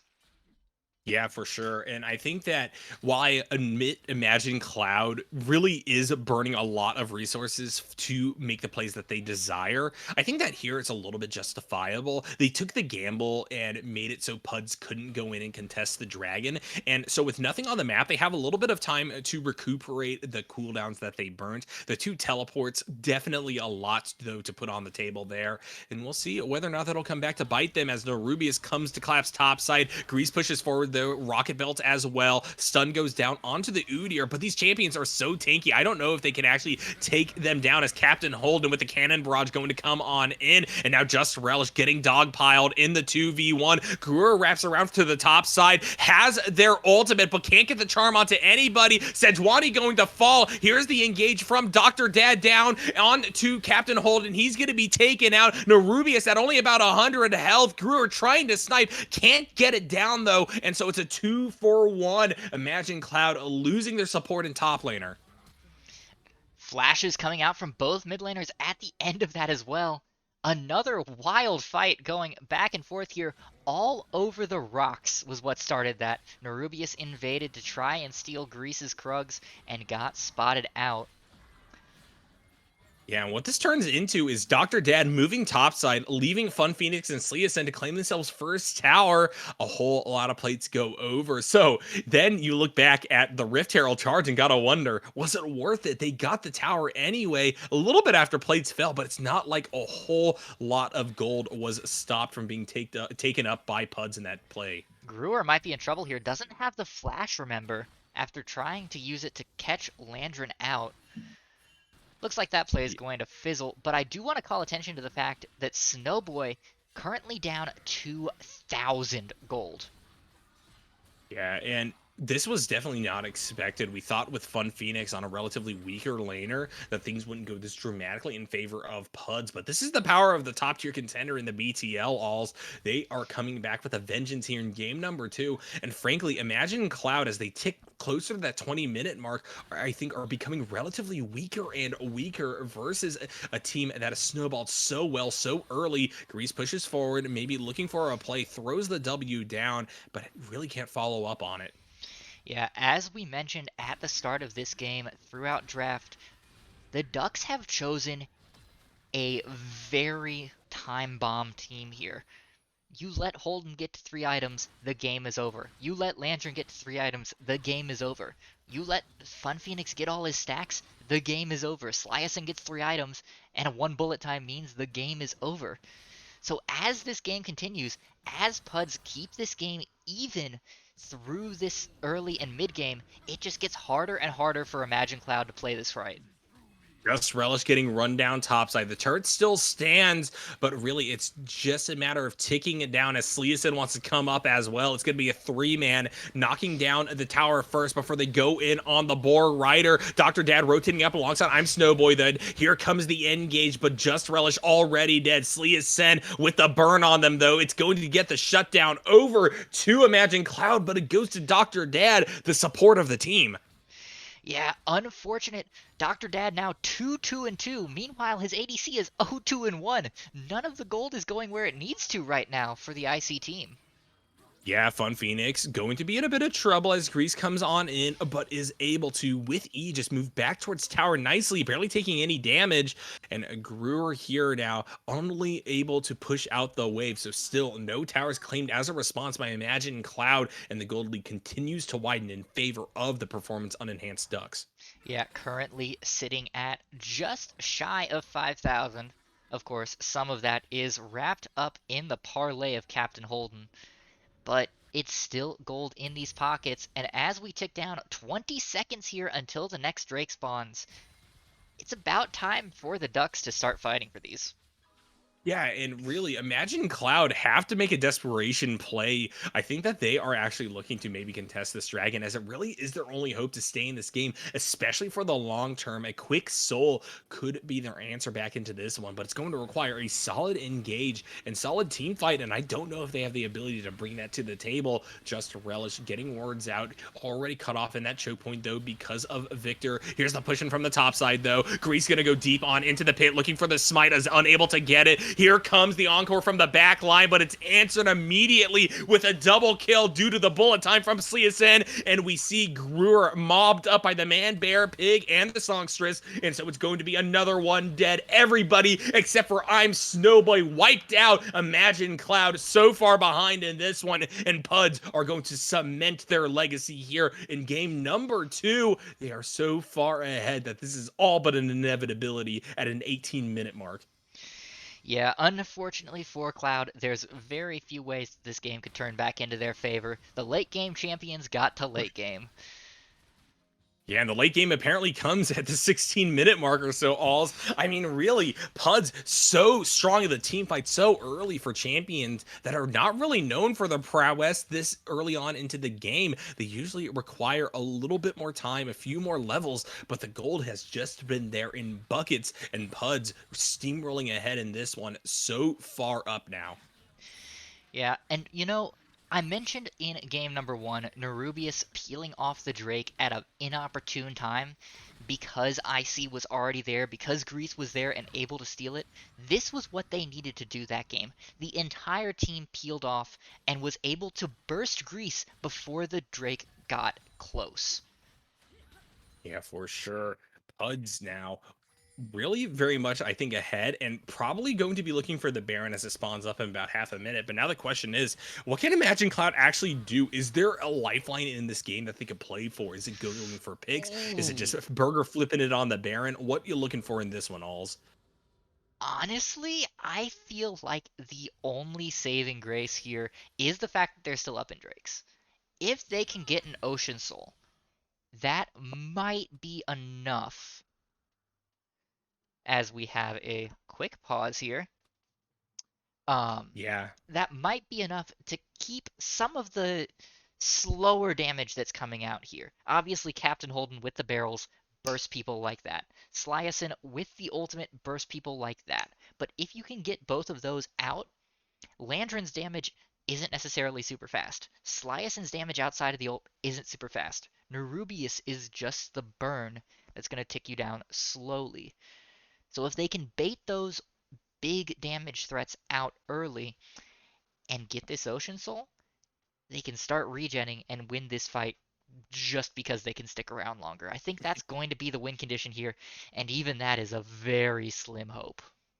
Yeah, I agree. I mean, Soul's nice to play for, but now you are on your back foot. And by the time the fourth Drake comes up for your side, even if you do get the next one that spawns, I think that at that point, PUDS will actually be online. And so, what you were talking about regarding the slow damage is no longer going to be an issue for them. Look at the items right now. I'm Snowboy, a full item behind Sleason at this point. They are just unable to get in there and burst people down before they are mobbed by Nerubius or taken out by Landrin. Absolutely. The other thing that I hate, well, not hate, but I think is problematic about the team that I see drafted. Brewer has been their standout all season. When they have won, it has almost always been on the back of Brewer popping off. They put him on a support this game. So that puts a lot of pressure onto Grease, who is really the carry at the moment, the closest to his enemy member short of Brewer right now in terms of gold. That puts a lot of pressure on Grease to play these fights perfectly and be the damage threat all across the board. And for an assassin like Echo, that's a pretty big task. So Yeah, coming yeah, behind especially from because behind is going to be difficult. yeah, I agree. I mean, right now, I think Imagine Cloud has kind of peaked in terms of their relative power in this game. All downhill from there, but I've seen desperate callbacks. I've seen comebacks from this point.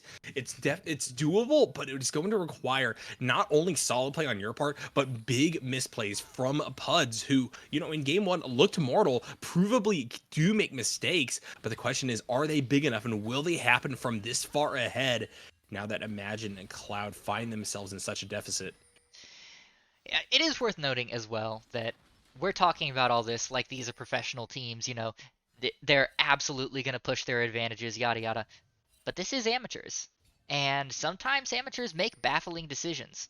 So it's entirely possible that something that we can't predict will just cause a throw here for the Ducks.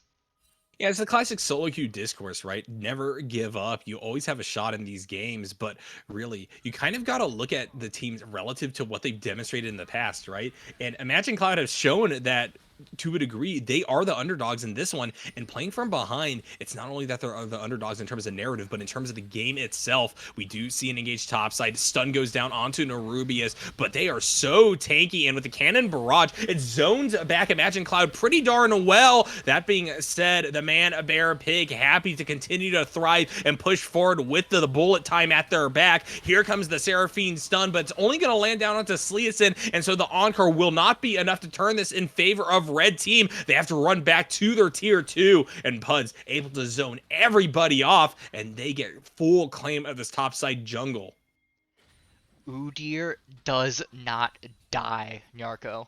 Nerubius, this is the third or fourth fight that we've seen him ducking in and out, thriving at 500, 600, 700 health, baiting IC in to commit more and more and more to try to kill this jungler, and buying time for the rest of the Ducks to demolish this Cloud team.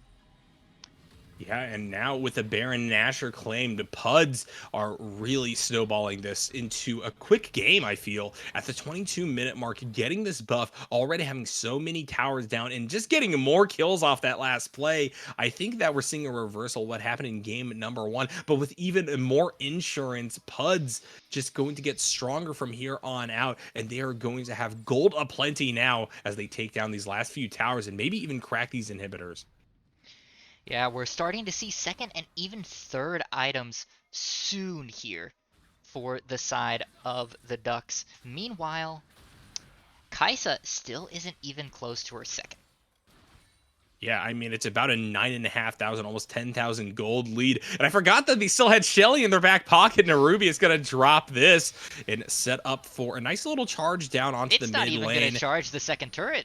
Oh, geez, and it's full of health, gonna push on. They probably get the inhibitor. Nerubius barely hurt at all by Kaisa, who's trying to do their best to poke, but really, what approach do they have? Grease comes in, he just saw his R immediately back out, though, and unfortunately, Encore not gonna do a whole lot. Fun Phoenix maybe a bit overextended there, but bullet time once again, the saving grace for PUDS as they bear down onto Grower. Dr. Dad is going to fall as well, and with a double-double from Landrin all the while, the triple, in fact, it's going to be the 5-0 ace, and PUDS closed this one out in 23 minutes.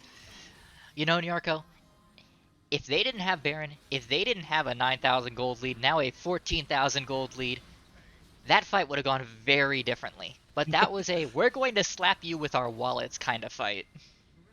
Yeah, for sure. And what an entertaining time. I mean, really, PUD's gambling on the ability for Sleason to set up an ultimate, even using Fun Phoenix as bait to a degree in that last fight, pushing so far forward. It really worked for them. And ultimately, they get paid dividends as they get an explosive game number 2 under their belt. And now we have a series on our hands. It's going to be a best of 3, a true best of 3, in fact. Imagine Cloud going to be slapped back into their place. Can they make this a series, though? Can they actually get the second win of the night for themselves? Or will PUDS claim their rightful place back at the top of the standings here? We have to wait and see. But for the time being, we're going to throw it to a quick break to get into this third draft of the night.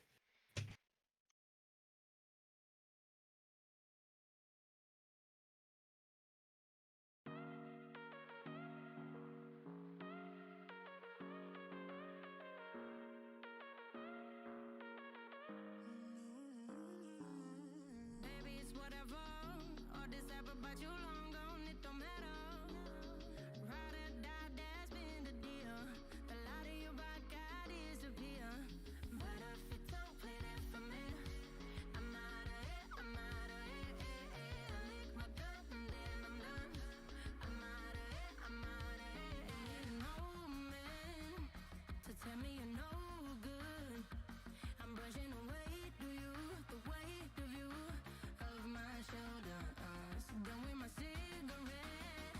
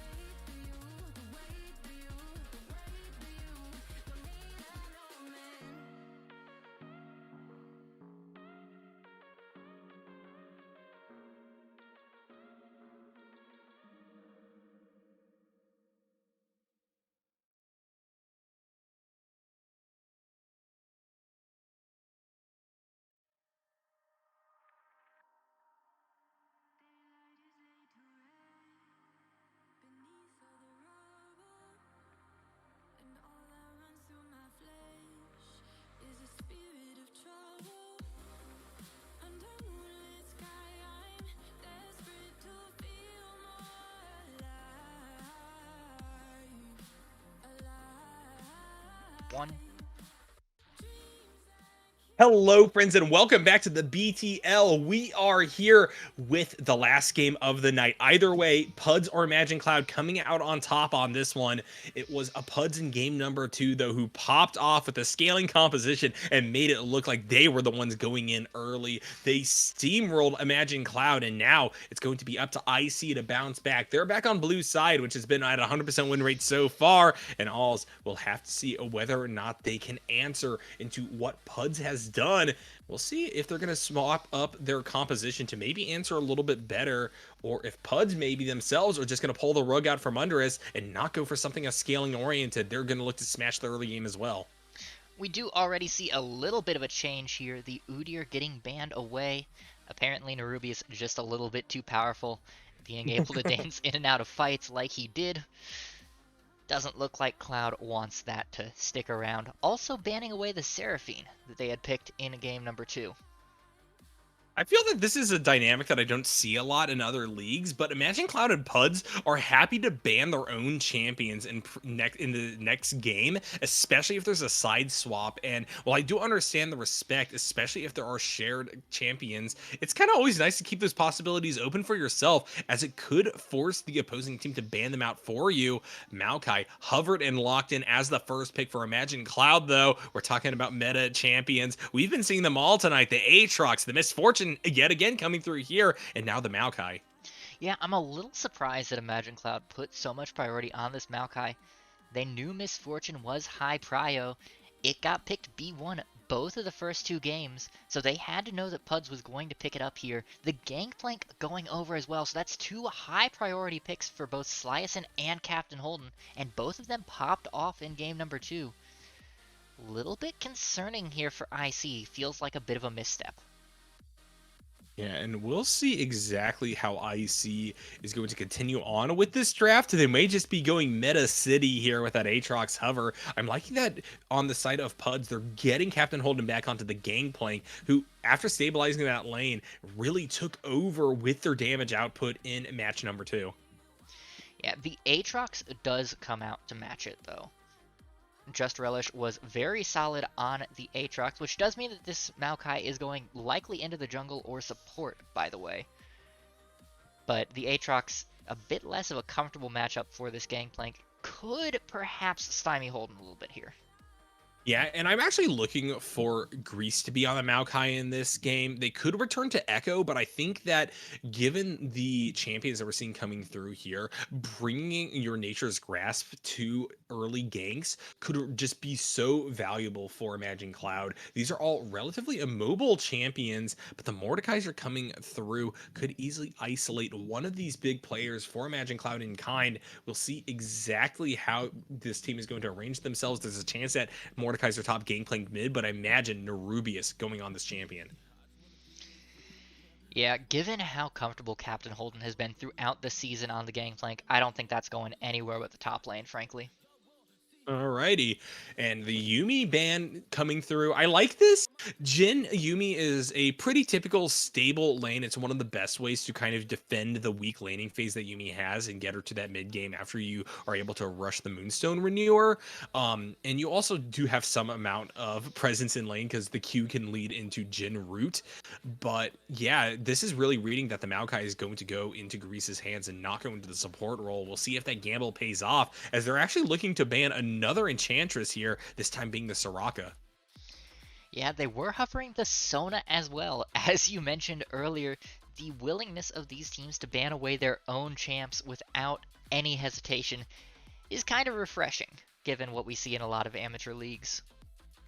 Yeah, and it is a big read, a big gamble, especially with the flex potential at the table. But look at this. Imagine Cloud actually looking to just do the work that PUDS was about to put in and ban the Sona themselves alongside that Cassiopeia that we've been seeing knocked out every single game. We'll see how PUDS responds if they want to go for, one of the remaining enchanters. Janna's still on the table and perhaps a really good choice up against the Aatrox Maokai. The Victor will be picked up instead. So last pick going to the support here. PUDS not wanting to tip their hand whether they're going to send this bot lane into a bit more of a passive state or whether they're going to go hard with the engage support. Oh, hello. The Trundle hover is going to be interesting if this goes through because it really shakes up Maokai. Probably going to the support because of it rather than jungle, and we'll have the troll in the hands of Grease. But we'll see if this is actually confirmed through. If it is, that is PUDS burning 2 bans. You know, I don't particularly love the Trundle here. Yes, the Trundle is a good jungler. However, look at what PUDS has drafted so far. There are no champions that are going to be stacking heavy resistances here. Hmm. At best, all you're doing with the Trundle is pushing Fun Phoenix to pick an Enchanter. I Yeah, don't think that's worth the loss of what you could get with another jungler here.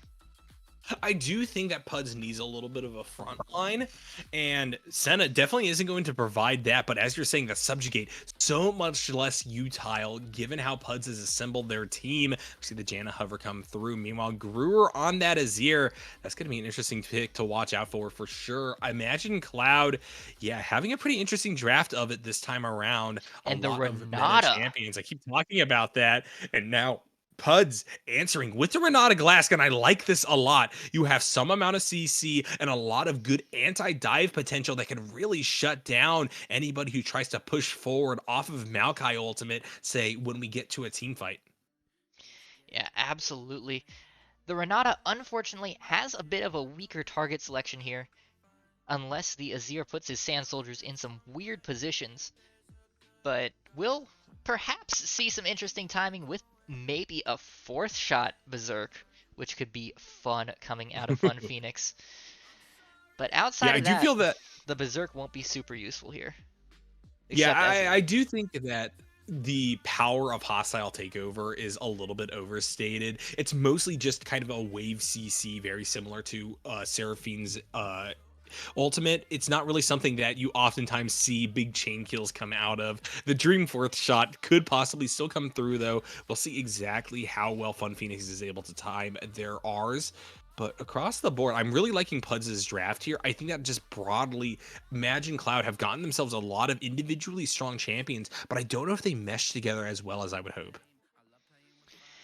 Yeah, we'll have to see if they can pull this together into some kind of coherent game strategy. But for now, it's a bit all over the place, definitely.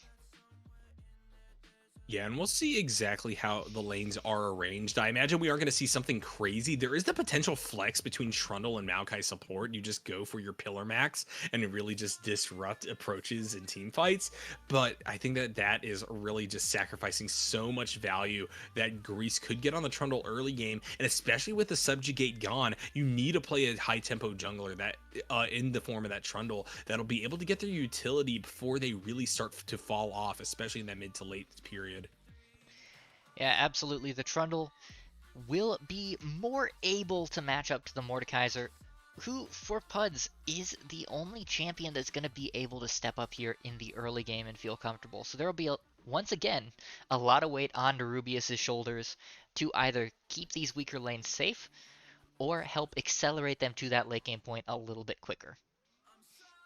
Yeah, and we'll see exactly how that's going to be done. We have a little bit of a delay getting on into the client draft phase, but as we move there, what do you think the actual chances are of Imagine Cloud? Not even just based upon their team composition, but just upon their history, especially up against PUDS, who have been performing so well. A bit of a hiccup in game number one, but really, they are the team to beat. They are the team to watch out for, and they could easily pick this up. I feel Imagine Cloud have a lot of odds stacked against them. Yeah, I do think that this game, just by the nature of the league, is heavily weighted towards the Ducks here. However, Imagine Cloud has their hyper carry on a hyper carry. If Brewer can become unleashed at any point in this game, all of the math flies out the window. So that's what we will have to keep an eye on here. Yeah, and as someone a little bit less experienced with how all of these teams play out within the BTL, I gotta say, Alls, that while Imagine Cloud clearly have weaknesses, I think that if they get ahead, they are able to keep that lead even up against PUDS. We saw that in game number one. And so, like you're saying, you now have your players on champions who very much can carry the game from a comfortable position. The question really is, can they match back against what PUDS does early? Can they actually get themselves that storied advantage to really make it? We do see confirmation here, by the way, that Greece will be taking the Trundle into the jungle here. Yeah, that's about what was expected. A little bit disappointed that we don't get the Trundle support. I used to play that on occasion, although I do feel that now if you want something that's kind of that disruptive, very much single ability oriented champion, NASA support's actually the better way to go, and that did not get through the draft phase, unfortunately. I would love to see a NASA support. You know what else I would love to see? Teemo support. People sleep on it, but I promise you, man, that blind throws ADCs for a loop. Yeah, I think that it's definitely good. It has to be picking to the right ADCs. I think that Neela, for instance, gets extremely shut down by a Teemo support, but also, it's a champion that requires quite a bit of gold income to really be annoying and deal damage in that mid to late game. Otherwise, they really are there to blow their load off of the blind and nothing else. And hey, it's not like you're actually the longest range in team fights. You could easily get mobbed and shut down, especially if you can't shroom well. And so across the board, I like the pick. I don't think I've ever lost to it personally, but maybe there's some hidden technology out there, and maybe we'll see that spice come through eventually. Fair. Well, we do see the final team comps for both sides now in fancy schmancy LCS order. Any last thoughts here, Nyarko, before we jump into game number 3? Not a whole lot. I think that this is a nice run back. We're seeing some familiar returning faces coming to the Rift here, as well as some new picks being busted out, especially Nerubius on Mordekaiser will be something I watched for earlier. He's usually characterized as someone who skirmishes, but Grease on Trundle, one of the best 1v1s in the game before you really begin to see the items built on anyone. So that'll be something I'm watching out for. But across the board, I'm just happy to get into this game number 3. It's going to be an exciting one, Alls. And so we're going to Absolutely. throw it to a quick break. And when we return, it'll be the last match of the night to see whether or not Imagine Cloud can pull off the miracle run or whether or not PUDS will continue to show why they are the best team in the BTL. Two souls colliding. We shared the pieces of ourselves. It's perfect timing now. We fueled the flames, but we're still learning to trust, learning to trust. It's never enough, never enough. Burning me up, burning me up. Don't fight the fire. Too much to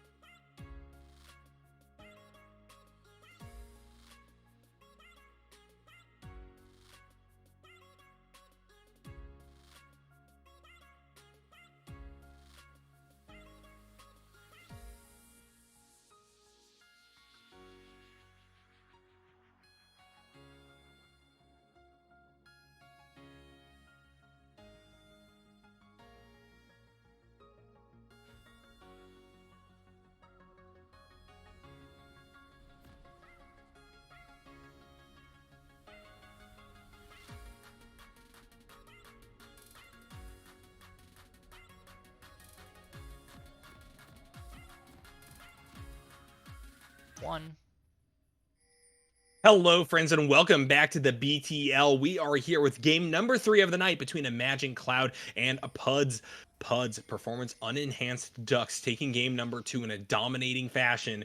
We're going to see whether or not Imagine Cloud will be able to answer back. They've had a pretty interesting pick ban phase going for that Maokai support. We'll see if that's going to be enough to answer back against Captain Holden, returning to All Reliable, that Gangplank, so scary in game number 2, and Landrin, able to scale up so well on that Victor. Yeah, this is almost a 1-for-1 run back here. Misfortune and Sliason might be in a bit of trouble. The Twisted Advance coming down. All the CC spells coming out, actually, but it's not Yeah, enough. and it is going to be a trade of both summoner spells on Sleason for both summoner spells on Dr. Dad. Just relish the extra flash on Imagine Cloud's side. But honestly, I think that for the time being, Sleason being down those two sums much more valuable than Maokai losing the Ignite Flash. And we'll see if this is going to lead to any increasing aggression down there. That being said, Captain Holden and Nerubius going for the cross map, understanding off that play where the Trundle is. And so they are going to steal away the blue buff. You know, Nyarko, I think you're missing something there that was very important. Grease, Dr. Dad, and Snowboy all took suboptimal spells for the express purpose of getting that pick. So they will all suffer here. You see how low Grease is getting off that, forced to use the smite for the first Yeah. camp there, and Dr. Dad and Snowboy going to have no pressure here in the early lane with just the Deadly Flourish and the Twisted Advance as opposed to the Sapling Toss and the Bouncing Grenade. So Fun Phoenix and Sliason might be able to still take the advantage here. Yeah, Grease immediately rushing topside here, and so we are getting some action in the river immediately. Nerubius going down to under 100 health, and he has no escape. Doesn't want to burn the flash, and going to give First Blood over to Imagine Cloud and Just Relish. The fact that Nerubius didn't flash earlier is a little bit baffling to me there. He knew that Captain Holden was coming down. He knew that he would lose that fight just based on the fact that it was a 1v2 and the fact that Oh, it was... Dr. Dad trying to go for a turnaround off of that handshake, but unfortunately they go too deep onto Sleason. I'm Snowy Boy not able to really answer back, and so across the map, PUDS will get themselves a kill in return, and Nerubius returning to the Rift now, getting bonked and smacked by the Trundle, and Grease stays alive, and so that's the Mordekaiser dead for a second time. He flashes this time around, Aulz, but Captain Holden is left to pick up the pieces, and he's in what's about to become a 3-for-1 as Gruer, with that priority, pushes up towards that tri-bush. Just Relish continuing to work forward here. Weight is on Captain Holden's side, and so everybody will peel off, but this is a great stifling of the jungler for PUDS. Yeah, it absolutely is. Just Relish now at 2-0. And this does mean that Captain Holden will not have fun. An Nope. Aatrox that gets a few kills early, that gets some early gold and a couple of those early components is a major issue, especially into a Gangplank early. And Nerubius being down so far and being punished and put behind on his clear so badly means that this Mordekaiser really won't be able to do anything for a good while. And in fact, we see another invade here from Greece once again. Just intent, hell-bent even, on making this Mordekaiser's life a living misery. Yeah, and I mean, with Captain Holden kind of pinned to tower because of the fact that Just Relish has so much gold on their side, it really is perfectly fine to go for those invades. That being said, Nerubius kind of flipping the script here. They want to walk topside and try to kill Just Relish, but here comes Grease. Captain Holden at less than half health. Just Relish staying alive, using their Qs, trying to walk out of the Mordekaiser passive, and it's going to be the Mordekaiser dead again with Captain Holden not far behind. They have to flash out. They're making it back towards tower, but they cannot make it out of the range of the chomp, and so it's the double over to the jungler for Imagine Cloud. And we talked about them playing from ahead. That is where they are right now, Alls. Yeah, that is... I'm not even sure what Nerubius was thinking there, trying to figure out some technical issues on my end as well. But Nerubius, I feel like he's throwing for content a little bit here. That's the third time he's made some unusual plays trying to get kills.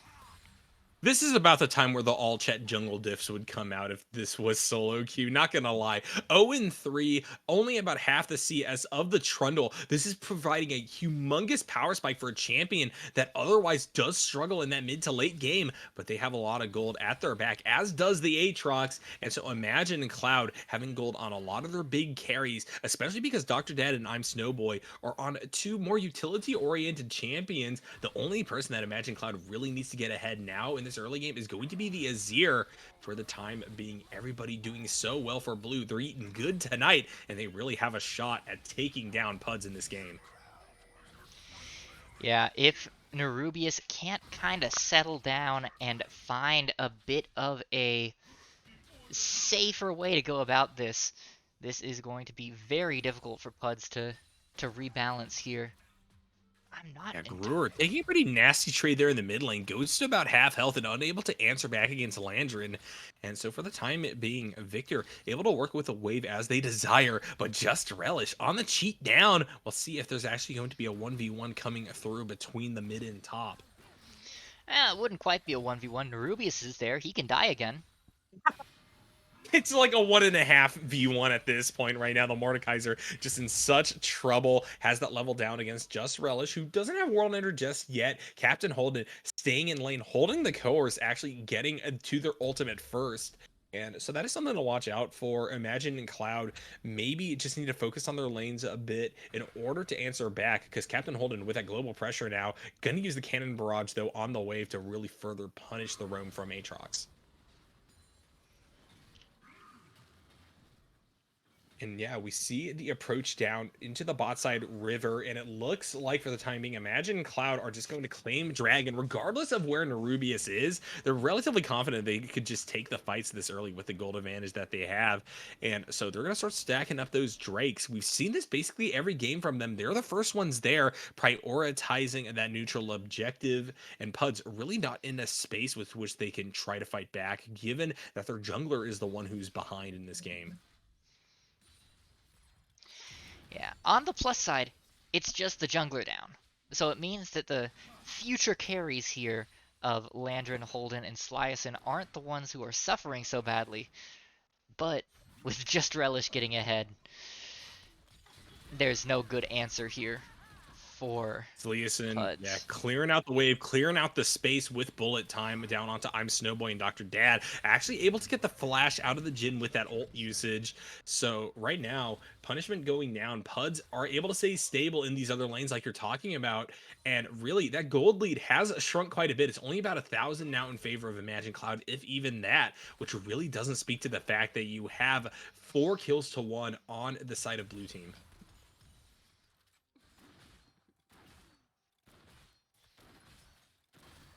All right, we see in Tribush that we have a ward coming through. I'm Snowboy, just going to clear that one out. And right now, one of the things to note is the amount of priority that Gruer is still able to exert now that he's come back to lane up against Landrin. He is able to push these waves in far more advantageously, and that has provided the space with which Grease and Just Relish were able to start up Rift Herald, and that could actually be the ticket forward. I think that Imagine Cloud, with this neutral objective and their gank advantage from the fact that Grease is so ahead, is going to allow for them to really start establishing dominance across the map. I imagine we're going to get some aggressive plays in the next few minutes. Yeah, with the gold lead that we're seeing, it is definitely high time for IC to start pushing their gold lead while they have it here. Yeah, Root goes down onto Sleason, who's just happy to continue to walk forward, though. Bullet time not quite back up, but you have both Summoner spells still available for the Misfortune, and Fun Phoenix has the bailout and full health as well. And so even in this awkward situation where you do have the double ults up for Imagine Cloud's bot lane, the health deficit kind of makes it difficult for them to really pull the trigger. Although Grease wants to turn that around. Here comes the loop. We'll see what the answer is going to be as the E comes through. Sleason has to flash. Fun Phoenix with the hostile takeover, and that is going to send I'm Snowboy berserk, and that provides the time necessary. Sleason able to rain down Hellfire with their ultimate. They pick off the support of Imagine Cloud, and now Nerubius is down. They are level 6, but the chomp, the tankiness from the Trundle, he flashes forward and gets the auto down onto the Renata Glass, and he wants more with the curtain call at his back. He kills Mordekaiser for another time, and the W, I'm Snowboy with the turnaround. Grease so far ahead, the troll is unstoppable right now. And again, we see it from Nerubius, the overcommit. They won that fight. They got Dr. Dad killed. They got what they needed out of that fight, and then they kept going. If PUDS back out, they're done. That fight is won. Nothing more can be said. But Nerubius insists on going in, and they get every single member of PUDS down there killed. Really, what a turnaround. I mean, really, I thought that Imagine Cloud were about to bungle their gold lead, honestly, and they just were persistent, and they understood that they could play to their strengths there. Dr. Dad went down early, but it doesn't really matter because of that overcommitment like you're talking about. And now, once again, Blue Squad very much happy to push forward as we see Dr. Dad on the top side roam. Captain Holden has the Ignite down onto them, and all it takes is one more auto for the Aatrox to pick up a kill in not a solo bolo, but a 2v1, and they're happy to see Dr. Dad up here. They're going to give a little handshake over, and with the wave cleared on up, Imagine Cloud steamrolling, running ahead with this one as they are now up 3k. Yeah, starting to become a problem here as we see Nerubius getting invaded once again. Grease everywhere on the map, smites away the big chicken, and walks right back on out. Yeah, and I like the fact that he's able to make this play, not only because of the gold lead, but because of where Dr. Dad was, just rotating back through River rather than going for immediate back. That being said, this cannon barrage is turning around this fight a little bit. Gruer just has to hightail it on out of there. Just Relish going to abandon topside for the time being, pushed on into this bot side River, and look to set up for a second drag of the game in favor of IC, who kind of just has to walk back for the time being. Landrin is going to push forward with her teleport here, and now Just Relish, maybe a bit caught out, split up for the rest of the team because of the bullet time. He's gonna get shut down by Captain Holden. Dr. Dad from the far side doesn't have their ultimate back up. They used it on that gank up against the gangplank, and so now it's a 4v5 in favor of PUDS. They're able to stream down into the river, and because Imagine Cloud doesn't have a lot of healthy members, they may actually be able to return the favor and get themselves a dragon. Yeah, a dragon take here would go a long way for stabilizing the mentals, at least, of this Ducks squad. They're still down a whole lot. Drake doesn't offer a ton in terms of gold here, but it does remind them that they can still win fights as long as they handle it with a little bit more grace than they have so far. Yeah, and I really like the positioning. PUDS actually capitalizing on the over-aggression from Just Relish. He was split up from the rest of the team. He couldn't walk back through the misfortune bullet time, so he just kind of had to sit there and take the punishment, and really, that made this a virtual 4v5 from the very beginning, and PUDS able to capitalize on that, because while they are down on gold, they aren't down on that much gold, and so because of that, they are able to actually answer in a really nice fashion. Taking away that dragon stacking is going to be huge, as you said, not only for their mentals, but I think it is a little bit of a tide change in this game. Although Grease still super scary, happy to go for these plays up against Fun Phoenix, who is going to just handshake and push back against the troll, although they are slowed up majorly by that E. Yeah, Fun Phoenix does have to be a little bit careful there on the more squishy Renata Glass. Can't take too many of those fights too freely. And I like the fact that Dr. Dad is so freed up by the fact that the first tower bots I was taken so quickly by Imagine Cloud. He's just happy to continue to pressure out these plates. Nerubius, bot side, going to push into Just Relish, but look at the progress top from Imagine Cloud to take down that other tier 1, really opening up the map for everybody. And that's hopefully going to allow for Grease, who's so mobile right now, to just really push forward and apply the gold advantage that Imagine Cloud has to every single lane. Yeah, absolutely. Gruer going to extend that advantage a little bit more here as he picks up a solo turret in the top side. Another few hundred gold for him. He will, with 2,100 gold in his pocket, absolutely complete his mythic, and his boots likely on the back. Oh, and no, not necessarily the best score line for Guru on the Azir. He does scale well, but Landron on that Victor, very much staying at parity at exactly the same CS right now, has that Leandri's Torment completed, and is going to really be scary, especially if it is the case that another team fight goes in favor of PUDS, and he's going to get that Dark Seal a little bit higher up in terms of the AP value. Yeah. You know, I just had a thought. You mentioned that Brewer hasn't been really active in any of these kills. Clearly, that was the game plan for Nerubius. You get Grease ahead so that Grease is in charge of all these fights, means that Brewer can't be the one to take over the game. For sure, it's worth the 4 deaths to make that kind of play. This is the level of macro that I'm just unable to comprehend, and that's why I languish in gold while all of these players rocket far ahead of me. We do see more zoning coming through. Imagine Cloud once again using their priority advantage to walk into River. They're getting the Rift Herald for themselves, while Puds' jungler goes for the bit of the cross map and takes away the red buff in kind. But now, with only the tier 1 mid still standing for Puds, and no towers of their own taken, I think that this is really the time with which Imagine Cloud is going to play aggressive once more. They want to get some more picks. They want to get a tower. And from there, you can back with a lot of gold, set up, and grab yourself another dragon and really make sure that the tempo of the game is still in your favor. Yeah, I am surprised that IC is playing this as slowly as they are. Because as far as PUDs are down, they still have the scaling advantage here. Mm-hmm. Snowboy and Brewer are definitely on champions that will do better in the late game than they were on game 2. But if you let a gangplank get to 3 items, or you let the MF get out of control just by virtue of having those items, you're going to be in trouble no matter how big that gold lead is. Rift Herald able to make the charge down onto that mid-tier 1, and it will be destroyed because of Grease just being so darn good at that push. He's just going to chomp away, and this is a nice pickup from Imagine Cloud. Like I said before, Puds still repelled from any of the blue side turrets. They're really just playing on the back foot for the time being, and as I said, this also opens up the ability for Imagine Cloud to get a really good reset. They have the item advantage as we move on to the third Drake of the game. Yeah, full items complete onto all but one member. Dr. Dad still languishing just shy of the completed mythic. Meanwhile, Nerubius, still not particularly close, will actually probably die again here as he hexgated directly into the Trundle. The Subjugate gets dropped down instantly, as does the Death Realm, but Nerubius is Nerubi dead.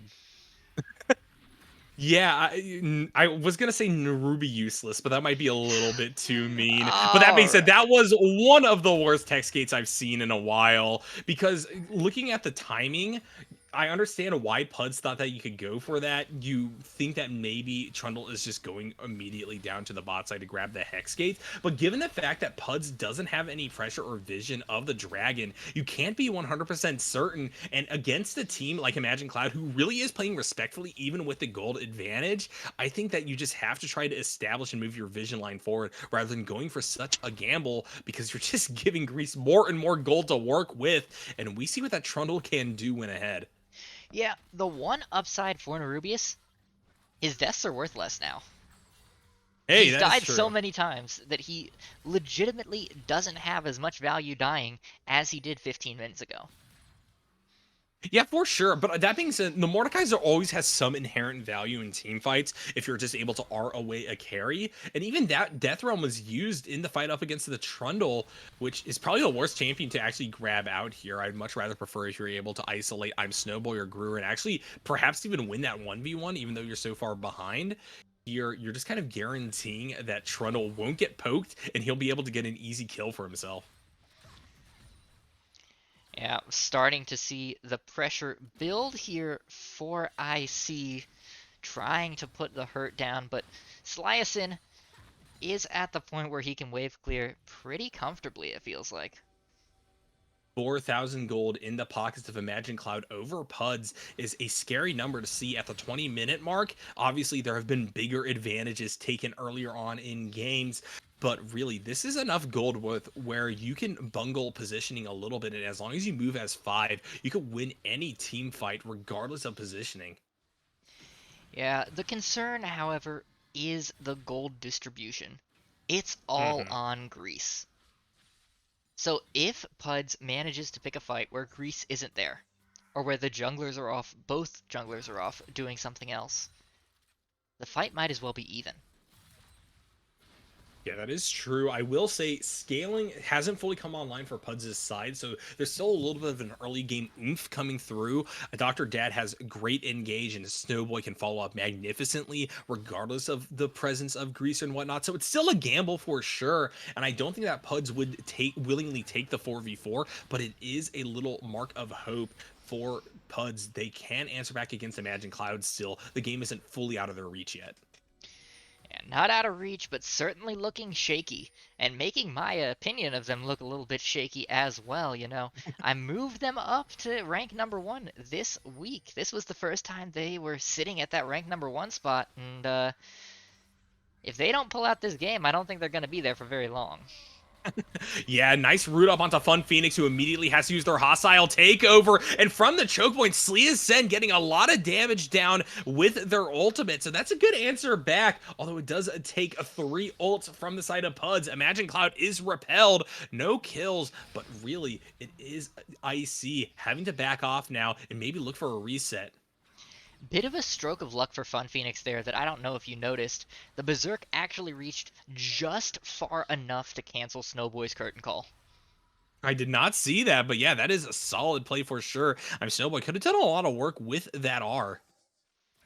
Yeah, had only gotten one shot off by the time the hostile takeover came through and pulled him out of it. So that's a lot of damage that was left on the table there that could have taken Fun Phoenix out of that fight and perhaps even opened up the window for a Baron take here on the side of IC. But with the lost fight, no chance for Baron, and the game will just kind of reset, go back to farming infinitely for a little bit. Yeah, and I will say for the time being that the gold lead is shrinking all the while PUDS is able to push back onto the map. They still have towers to take, and that will also shorten the extent to which Imagine Cloud actually is ahead. And so I would like for blue team to really play a bit more aggressively here. It was a nice push into enemy territory, and now you have a lot of core ultimates down. And now would be the time to pull the trigger in my eyes. But PUDS playing respectfully, knowing that they have the scaling advantage, they are slowly but surely clawing back into this one, especially as we wait for the next neutral objective to spawn up. And next neutral objective will be the Hextech Drake in 35 seconds here. Would put IC on Soul Point. And I think Soul Point is a good place to be because, like I said, Imagine Cloud really want to pull the trigger, go for big fights while they have the advantage. And if you do get to 30 Drakes, you basically guarantee that PUDS have to walk into River to fight you in 5 minutes, which is really, really solid for your composition. I think it's going to be right before that cutoff line where everybody on PUDS' side hits their power spikes. We'll see now, though, if in fact Red Squad want to answer here at this Dragon. Curtain call onto the back line. We see Gangplank are also used. Grease pushing forward alongside Dr. Dad with the Nature's Grasp, but Nerubius actually started to put out the damage himself. CSN from the backline, nice bullet time, but Just Relish is there to party. Captain Holden able to get the kill onto the Aatrox, but not before they themselves are able to get one up against the jungler for PUD, so they don't have a way to contest the dragon for the time being, and that's a huge Empress Divide, splitting the fight. Gruer able to kill the Gangplank. Landrin has the bailout on them, but they cannot get the revive in time. Sleas said going to go down as well, and so it's going to be a 3-4-5, an ace for Imagine Cloud. This is the third dragon in their pockets. Yeah, I don't know if you noticed there, Nyarko, but Just Relish was inside the Death Realm when he killed Nerubius. And the fact that he was inside the Death Realm meant he popped out of nowhere right in the back line of the Ducks. Super unfortunate for this Ducks backline that Nerubius just kind of delivered the disruption straight into their faces. Hey, sometimes a free teleport is necessary. And I mean, hey, Mordekaiser's Death Realm has to have some kind of drawback. It's a gross ult, I gotta say. Especially as a support that finds themselves just running desperately away from a gigantic fed Mordekaiser in a lot of my games. Yeah, but on the other hand, when the Mordekaiser's already 0-5, it feels a whole lot like I'm not locked in here with you. You're locked in here with me. And we Yeah. saw that exactly as Nerubius, despite being full health when he casted that ult, and Just Relish being at less than half, uh, Just Relish came out of that with about 2/3 health. Yeah. And I mean, one can also argue that, hey, maybe it was bad positioning by Nerubius, but still, Just Relish did get bursted down, only able to claim the kill into the Mordekaiser. It really was up to Gruer with a huge ultimate later on in that team fight that I think confirmed Imagine Cloud's victory and the claiming of that Drake. So I can't be all doom and gloom. I also like the fact that Nerubius has pivoted towards full tank here. I think that's going to provide a lot of insurance for PUDS, especially as we approach later and later into this game. I think right now, Imagine Cloud really just need to set their eye on this Baron, and if they could pick this up in the next few minutes, this really could be them running away with it. Yeah, it could. However, both of these split pushers have the teleport. The cannon barrage is available as well, so there are a lot of opportunities here for PUDS to influence the fight even in a 4v4. So it will Yeah, be for sure. interesting how IC chooses to play this. Grease going in hard. Yeah, and already Nerubius going low has to flash out, but the bullet time to answer back gives a shutdown over to the Misfortune. Just Relish pushes forward, but he can't deal with the poke coming through. Curtain call from the backline may be enough, though, to turn this back around. Captain Holden all slowed up. Dr. Dad walks forward, though, but really, it's so much of a gamble. Imagine Cloud can't work without Grease, who, as you said before, has so much damage. And so, with that in mind, PUDS actually come out ahead with a solid pickoff. I just like to call attention to Captain Holden's build. Triple crit cloak, just because. Oh, geez. And that triple crit cloak coming in handy. It's two more dead. PUDS might come back into this. We talked about the scaling, and it has arrived in spades. Nerubius back up, moving over to the Baron Nashor as it's started up by the remaining members of PUDS. We'll see whether or not the push-in will come, but Imagine Cloud a little bit scattered, having to take the Hex Gates over, and still Gruer and Snowboy dead, so they have to approach for the hero Health play and bars not are much so else. Yeah, low. Grease comes through. Here's the E. Fun Phoenix going low. Just Relish able to get the kill on that one, and it's going to be PUDS grabbing the Baron Nashor, and now Just Relish on that backline in the Death Realm. Healing up was so low, but may be able to answer back, but as he comes out, it will be the Mordekaiser coming through, and so now the gold lead has all but dried up, and Imagine Cloud actually, without the Baron Nashor at their back, could be the ones dropping this game. Hey, Nyarko, that gold What's lead's up? gone. Yep. It sure is, as is the chances of Imagine Cloud to outscale or out-tempo PUDS' side. These champions are so scary now, and you had to give the 1,000 gold shutdown over to Sleason. Absolutely. The other thing I want to comment on there, I mentioned it about 15 minutes ago, back when we first talked about how lopsided the gold spread is on IC. I said the moment that PUDS can kill Grease, the fight will fall apart for Imagine Cloud. What Yep, happened and it there in that happened. Baron fight? Yeah. Grease died. And it's unfortunate. I mean, Imagine Cloud really still, they have a claim. They can try to get down Oh and no, grab themselves a Gruer. last Drake and Soul, but Gruer, unfortunately, dying so quickly here, I think is going to deny Imagine Cloud that luxury. It's an unfortunate situation. PUDS still have the Baron buff on multiple members, and right now, it really is looking like the long-term game is going to fall apart for IC, regardless of the fact that they held the advantage for so many minutes of this game. The gold graph for this game is going to be absolutely heartbreaking, isn't it? Yeah, for sure. I mean, really, two fights and solid picks is all it took. PUDS gets the shutdowns that they need, and really, they are walking over this one. They're going to be able to get a pretty uncontested dragon here. We'll see whether or not Grease wants to sacrifice themselves and try to go for the steal. I No, imagine that Grease it's is on the probably... top lane. That's an interesting split push strategy. I'm not 100% sure about this one. Well, this is something that one of my other fellow casters has been a big proponent of, specifically the Trundle in the top lane. Because of the power of that frozen domain, allows for such a strong split push, as Just Relish might actually die here. Gets the Umbral Dash, able to Blast Plant over the wall, but I think the last little bit of burn is all it took. Sleasen off that ultimate, able to pick up the kill into the Aatrox, who dies for nothing as they are unable to steal away the Drake. And so now the count on that front is 2-3, and the gold lead is still in favor of PUDS. And look at this team fight Snowboy power. trapped in the Death Snowboy Realm. in the Death Realm, flashes over the wall, actually able to get out of there. Impressive play for sure by the Jhin. And now they will be able to help mount a defense as they bear down onto this tier 2 mid. PUDS has to back off, at least for the time being. They are getting sprinkled by these 4 shots.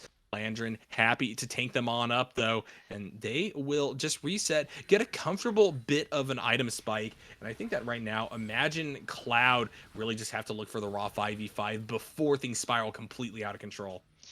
Yeah, you starting to see Snowboy struggling to get the damage out. Landrin took all 4 of those shots and remained above 3/4 health. Oh, geez. Yeah, I was really rooting for Imagine Cloud. I'll let my biases come through a little bit here. I am perma cheering for the underdogs, but right now, PUDS really just making a case for themselves. They played so calmly, and yes, they made mistakes early, but they stabilized so darn well. And Imagine Cloud, unfortunately, just were a little bit too respectful during that mid game. I wish that they pushed a bit more forward, try to extend that gold lead. They needed to get it up to like 8K plus, maybe 10,000 for them to really answer back and have insurance up against the scaling that PUDS has on their side, but they didn't get it. And so now it is a desperate situation once more. Comebacks are definitely possible. The gold lead is only about 600 in favor of PUDS, but you have to imagine that the damage is there for them to take this game home. Yeah, and you'd have to imagine that the damage is kind of done to Imagine Cloud's psyche at this point. Mhm. After such a crushing game 2, you have to think that they were in a rough spot. Then coming out, start a game 3, really taking it over, really running away with it, and to have it all evaporate in the blink of an eye, that really does just ruin the mental of these players. Yeah, we'll have to see whether or not they'll be able to stick as 5 and not get picked off, because I think that in the front to back, there is a chance that they could still win this, especially if Sleason or Fun Phoenix mispositions, Landrin goes down early. These are all possibilities, but really, now Nerubius, who we were clowning on so much on cast Aulz, has actually become a really core member of the team because he's able to isolate either Grease or Just Relish, or even take out a carry like Snowboy from the fight. And any of those choices actually are really, really good to allow for PUDS to go for a pretty imbalanced 4v4. Yeah, absolutely. Nerubius finally shaking off the early cobwebs and making himself useful. And I gotta say, assuming that the Ducks win this game, this could be perhaps the most uh, I damning is not the right word, but I can't think of the positive version of damning. The most resounding uh, statement in terms of them being the best team in the league. To have one player kind of throw them for such a loop there with Nerubius struggling in the early game, to be able to restabilize it and to be able to come back like this really says a lot about the stability of their mental and their ability to perform under pressure. Yeah, Baron is going to be up soon, and I think that right now PUDS is just really looking for the skirmishes in River. They're getting solid movements of their vision line. They actually are the first ones to have a view of the pit, and so Captain Holden mid lane is just trying to clear and push out the waves, as is the rest of their squad. And so this could easily be the big purple worm taken down in the blink of an eye, given the damage output from so many of the carries on PUDS' side. And I think that Imagine Cloud don't even have the luxury to wait for this next dragon to go for the recontest. They need to move up and try to stop a Baron play. Yeah, 45 seconds here on the next Drake. Does the Hex Soul go over to Imagine Cloud, or do we get the 7th standard Drake of this game, number 3, taking everything to its absolute extreme? Looks like nobody's going to go for Baron here, actually. They're going to go ahead and fight for this Drake, both teams. Yeah, and actually, I think Imagine Cloud a little bit lucky. I honestly, if I were on PUDS' side, would 100% believe in their ability to just play for Baron and immediately turn the fight. And if they get a wipe from that, easily pick up a dragon and really stop Imagine Cloud in their tracks. But they're playing a little bit more safely, a little bit more Ooh, respectfully. Grease might be in trouble. Yeah, immediately gets hit by the hostile takeover, has to flash back out, and can't look for the re-engage now. He still has a bit of health to play with. Nerubius pushes forward, Just Relish isolated in that 1v1 in the Death Realm. As they emerge out, here comes the E forward, pulling and splitting apart Imagine Cloud. Jin will be able to get a kill, but not before the double-double comes through from Holden. The triple, in fact, but Snowboy stays alive, camping in that tri-bush. He's Here in a comes 1v3 Holden. though, and here comes the gangplank, the wraparound. I mean, really, what can Jin do here? It's not like he can contest the dragon. He just has to get out with his life intact, maybe get a pick on the way out, and his only chance is really at Nerubius. He gets to speed forward. There's the flash pulled out from the Mordekaiser, but he stays alive and now has the wall of the gangplank and Sleason zoning them off. Look at Can all the he time stay that's alive in being this burned, one? though. Yeah, that While they're is doing true. this, they're not doing Drake. Yeah, So this Nerubius is still low. time. Snowboy, unfortunately, doesn't have ult, so I can't believe that this is going to be a contest. Maybe he just walks in. He doesn't even have Gale Force for the dash forward. And yeah, while he is able to, put a bit of pressure on the pit, he unfortunately just gives his life over in that delay play. Imagine Cloud gets the delayed ace against them, and now PUDS once again equalizing the Drake score, equalizing the fight, and they are up gold now and very, very scary to deal with. But see, here's the thing. If Snowboy didn't buy those 45 seconds, Baron would have gone down too. 100%. So while it's miserable for Snowboy that he wasn't able to get any of those kills, that he wasn't able to pressure them off the Drake, he did what he needed to do in that moment. He kept Baron from going down. He kept this game from being put entirely into the books. But at the same time, the worrisome issue is because he stayed alive for so long, his death timer is going to still be ticking away as we see PUDS move through towards that top side. They are the first ones to claim over river, and now Just a Relish just gets popped like it's nothing. Sleason goes unstoppable, and unfortunately, I think that's all they wrote. PUDS going to probably get the Baron now.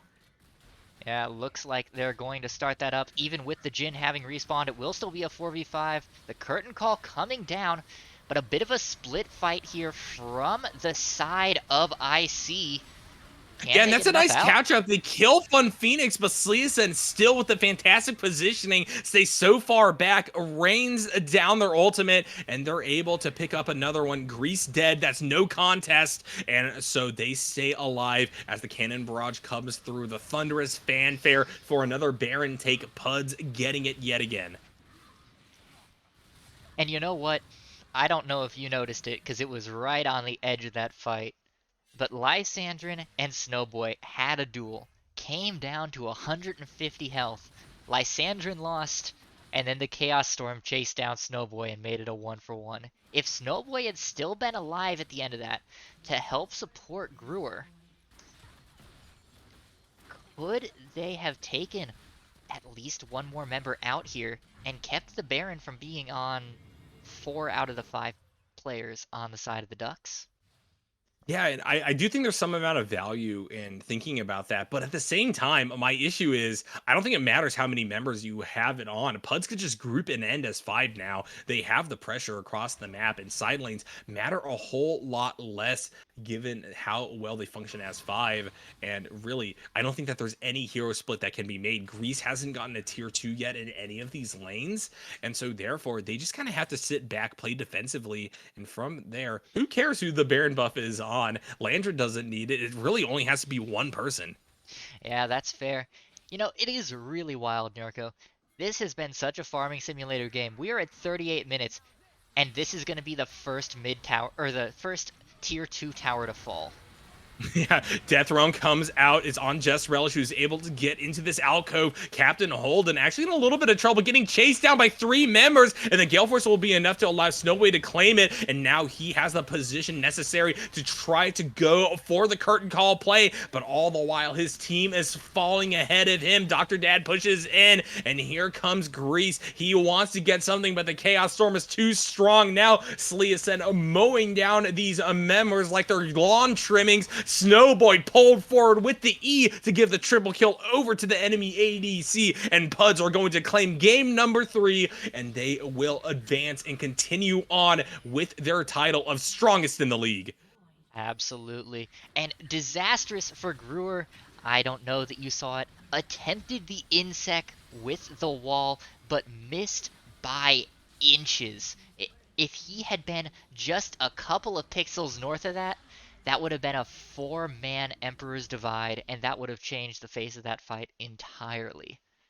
For sure. I love the fact that up until the very end, Imagine Cloud had that fighting spirit. They kept going for the gamble plays, but at the end of the day, they came on a little too late. The desperation was the only thing that really kicked them into high gear. And we were talking about it through the entirety of that mid game. I think that they should have just gone for fights earlier. They should have forced the issue into Puds' hands before the gameplay got ahead, before Sleason got that 1,000 gold shutdown against Greece, and it just didn't happen, unfortunately. Imagine Cloud made a good statement here, shows that they're still contenders in the BTL, but Puds showing that they are the kings so far. That leaves us with just one more question here. Who is our player of the game from the side of the Ducks? Oh, and that's a difficult question to answer back. I think that Sleason was just a consistent source of damage in every single game. 12, 2, and 13 in that last match, raining down 39,000 damage worth of value there. And so they would have to be my vote. I think that they just played exactly as an ADC should. Maybe not necessarily the most flashy, but definitely they played smart, had great positioning, and from there were able to advance their team so far. I would tend to agree, although it is such a narrow gap between Sliason, Landrin, Captain Holden, even Nerubius for just keeping his mental stable the whole time. And I'm going to give a little credit over to Fun Phoenix. The support's always underappreciated when we talk about MVPs.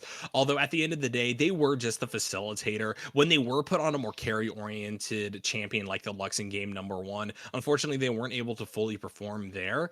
And so, yeah, as you said, it's a narrow gap between these four members of PUDS. And congratulations to all of them for a victory in this very tight series. Absolutely.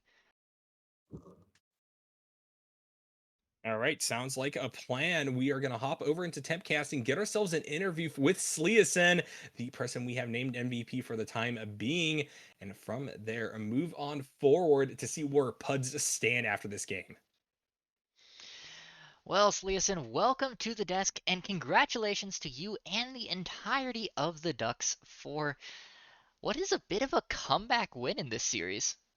Yeah, thank you, thank you. My heart's still beating at It's like still beating. 200 We're beats per minute. we're glad to hear it's still beating. We wouldn't want you to be dead.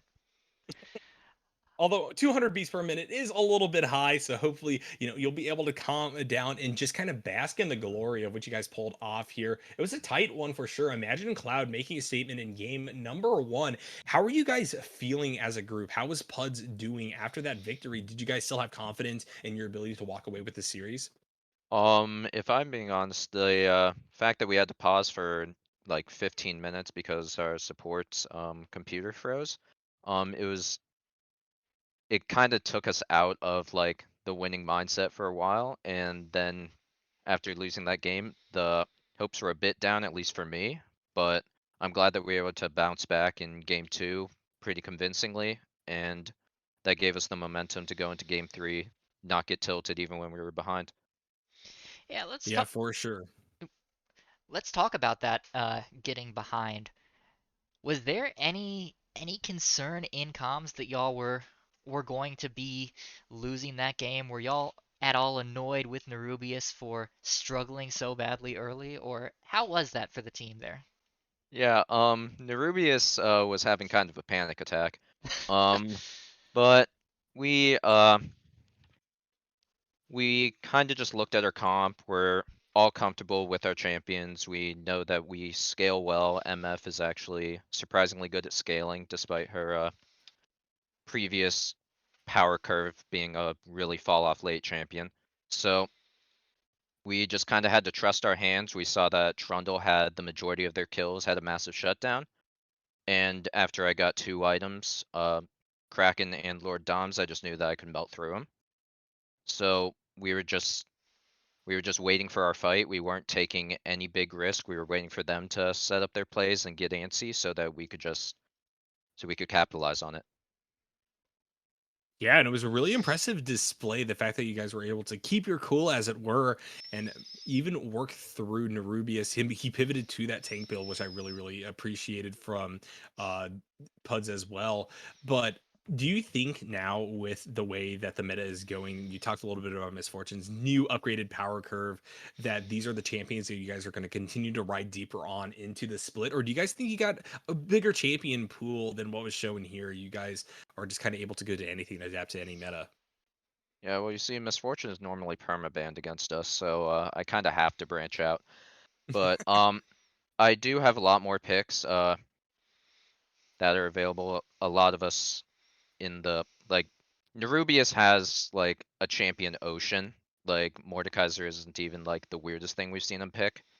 Um, but a lot of us we all have like a good set of picks that we can do. And my coach just keeps putting me on Seraphine duty every game, so it is what it is. One last question. I know it's late here and we want to let you go here before it gets too far out of hand.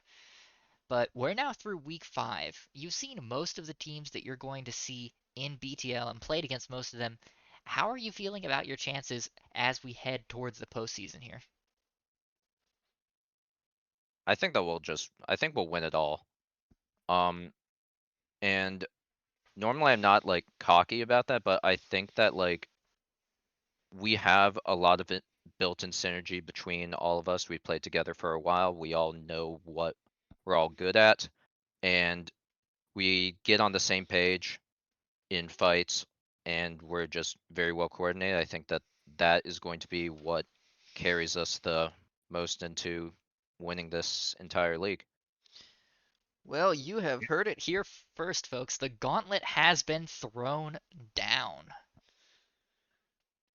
Yeah, it's really impressive to see this level of confidence, but Puds has definitely earned it in my eyes. Every game I watch from you guys has been incredibly impressive. I love the fact that even in game number one, when you guys dropped a little bit, you were still able to, look for picks in that mid to late game and still try to push the issue. So I really think that that is the kind of fortitude necessary to push through the gauntlet that is the BTL. And you guys definitely have a claim to fame here and a possible claim to that championship like you're talking about. But thank you so much, Leeson, for coming on board and getting this interview underway so late on into the night. We're going to let you go back over to your team. Thank you so much once again for showing up here. Yeah, thank you. I've been waiting for one of these interviews. All right. Awesome. And with that in mind, we're going to move it to an end for the night. Thank you so much, Aulz, for helping me here on cast tonight. Not only doing the color work, but also all the while working through getting production down cleanly. You were a huge asset, and really, BTL wouldn't be what it is without you. So thank you so much once again. And thank you to everybody watching at home. You guys are what make the BTL what it is here. And it's always an exciting time to cast these games for you guys. And thank you to both Imagine Cloud and Puds for showing up and bringing us some really high quality games. Every single one was a banger. Every single one brought me to the edge of my seat. But with that in mind, it's time to calm down. It's time to go to an end for the night. And so, with that in mind, Alls, you got anything to say before we close on out? No, I think you've hit everything. Thank you guys for coming out. We will have just one game tomorrow and another game Monday. We are pending at least one reschedule. So go ahead, set your calendars, and be back here 9 p.m. Eastern Time tomorrow night. Good night, everybody.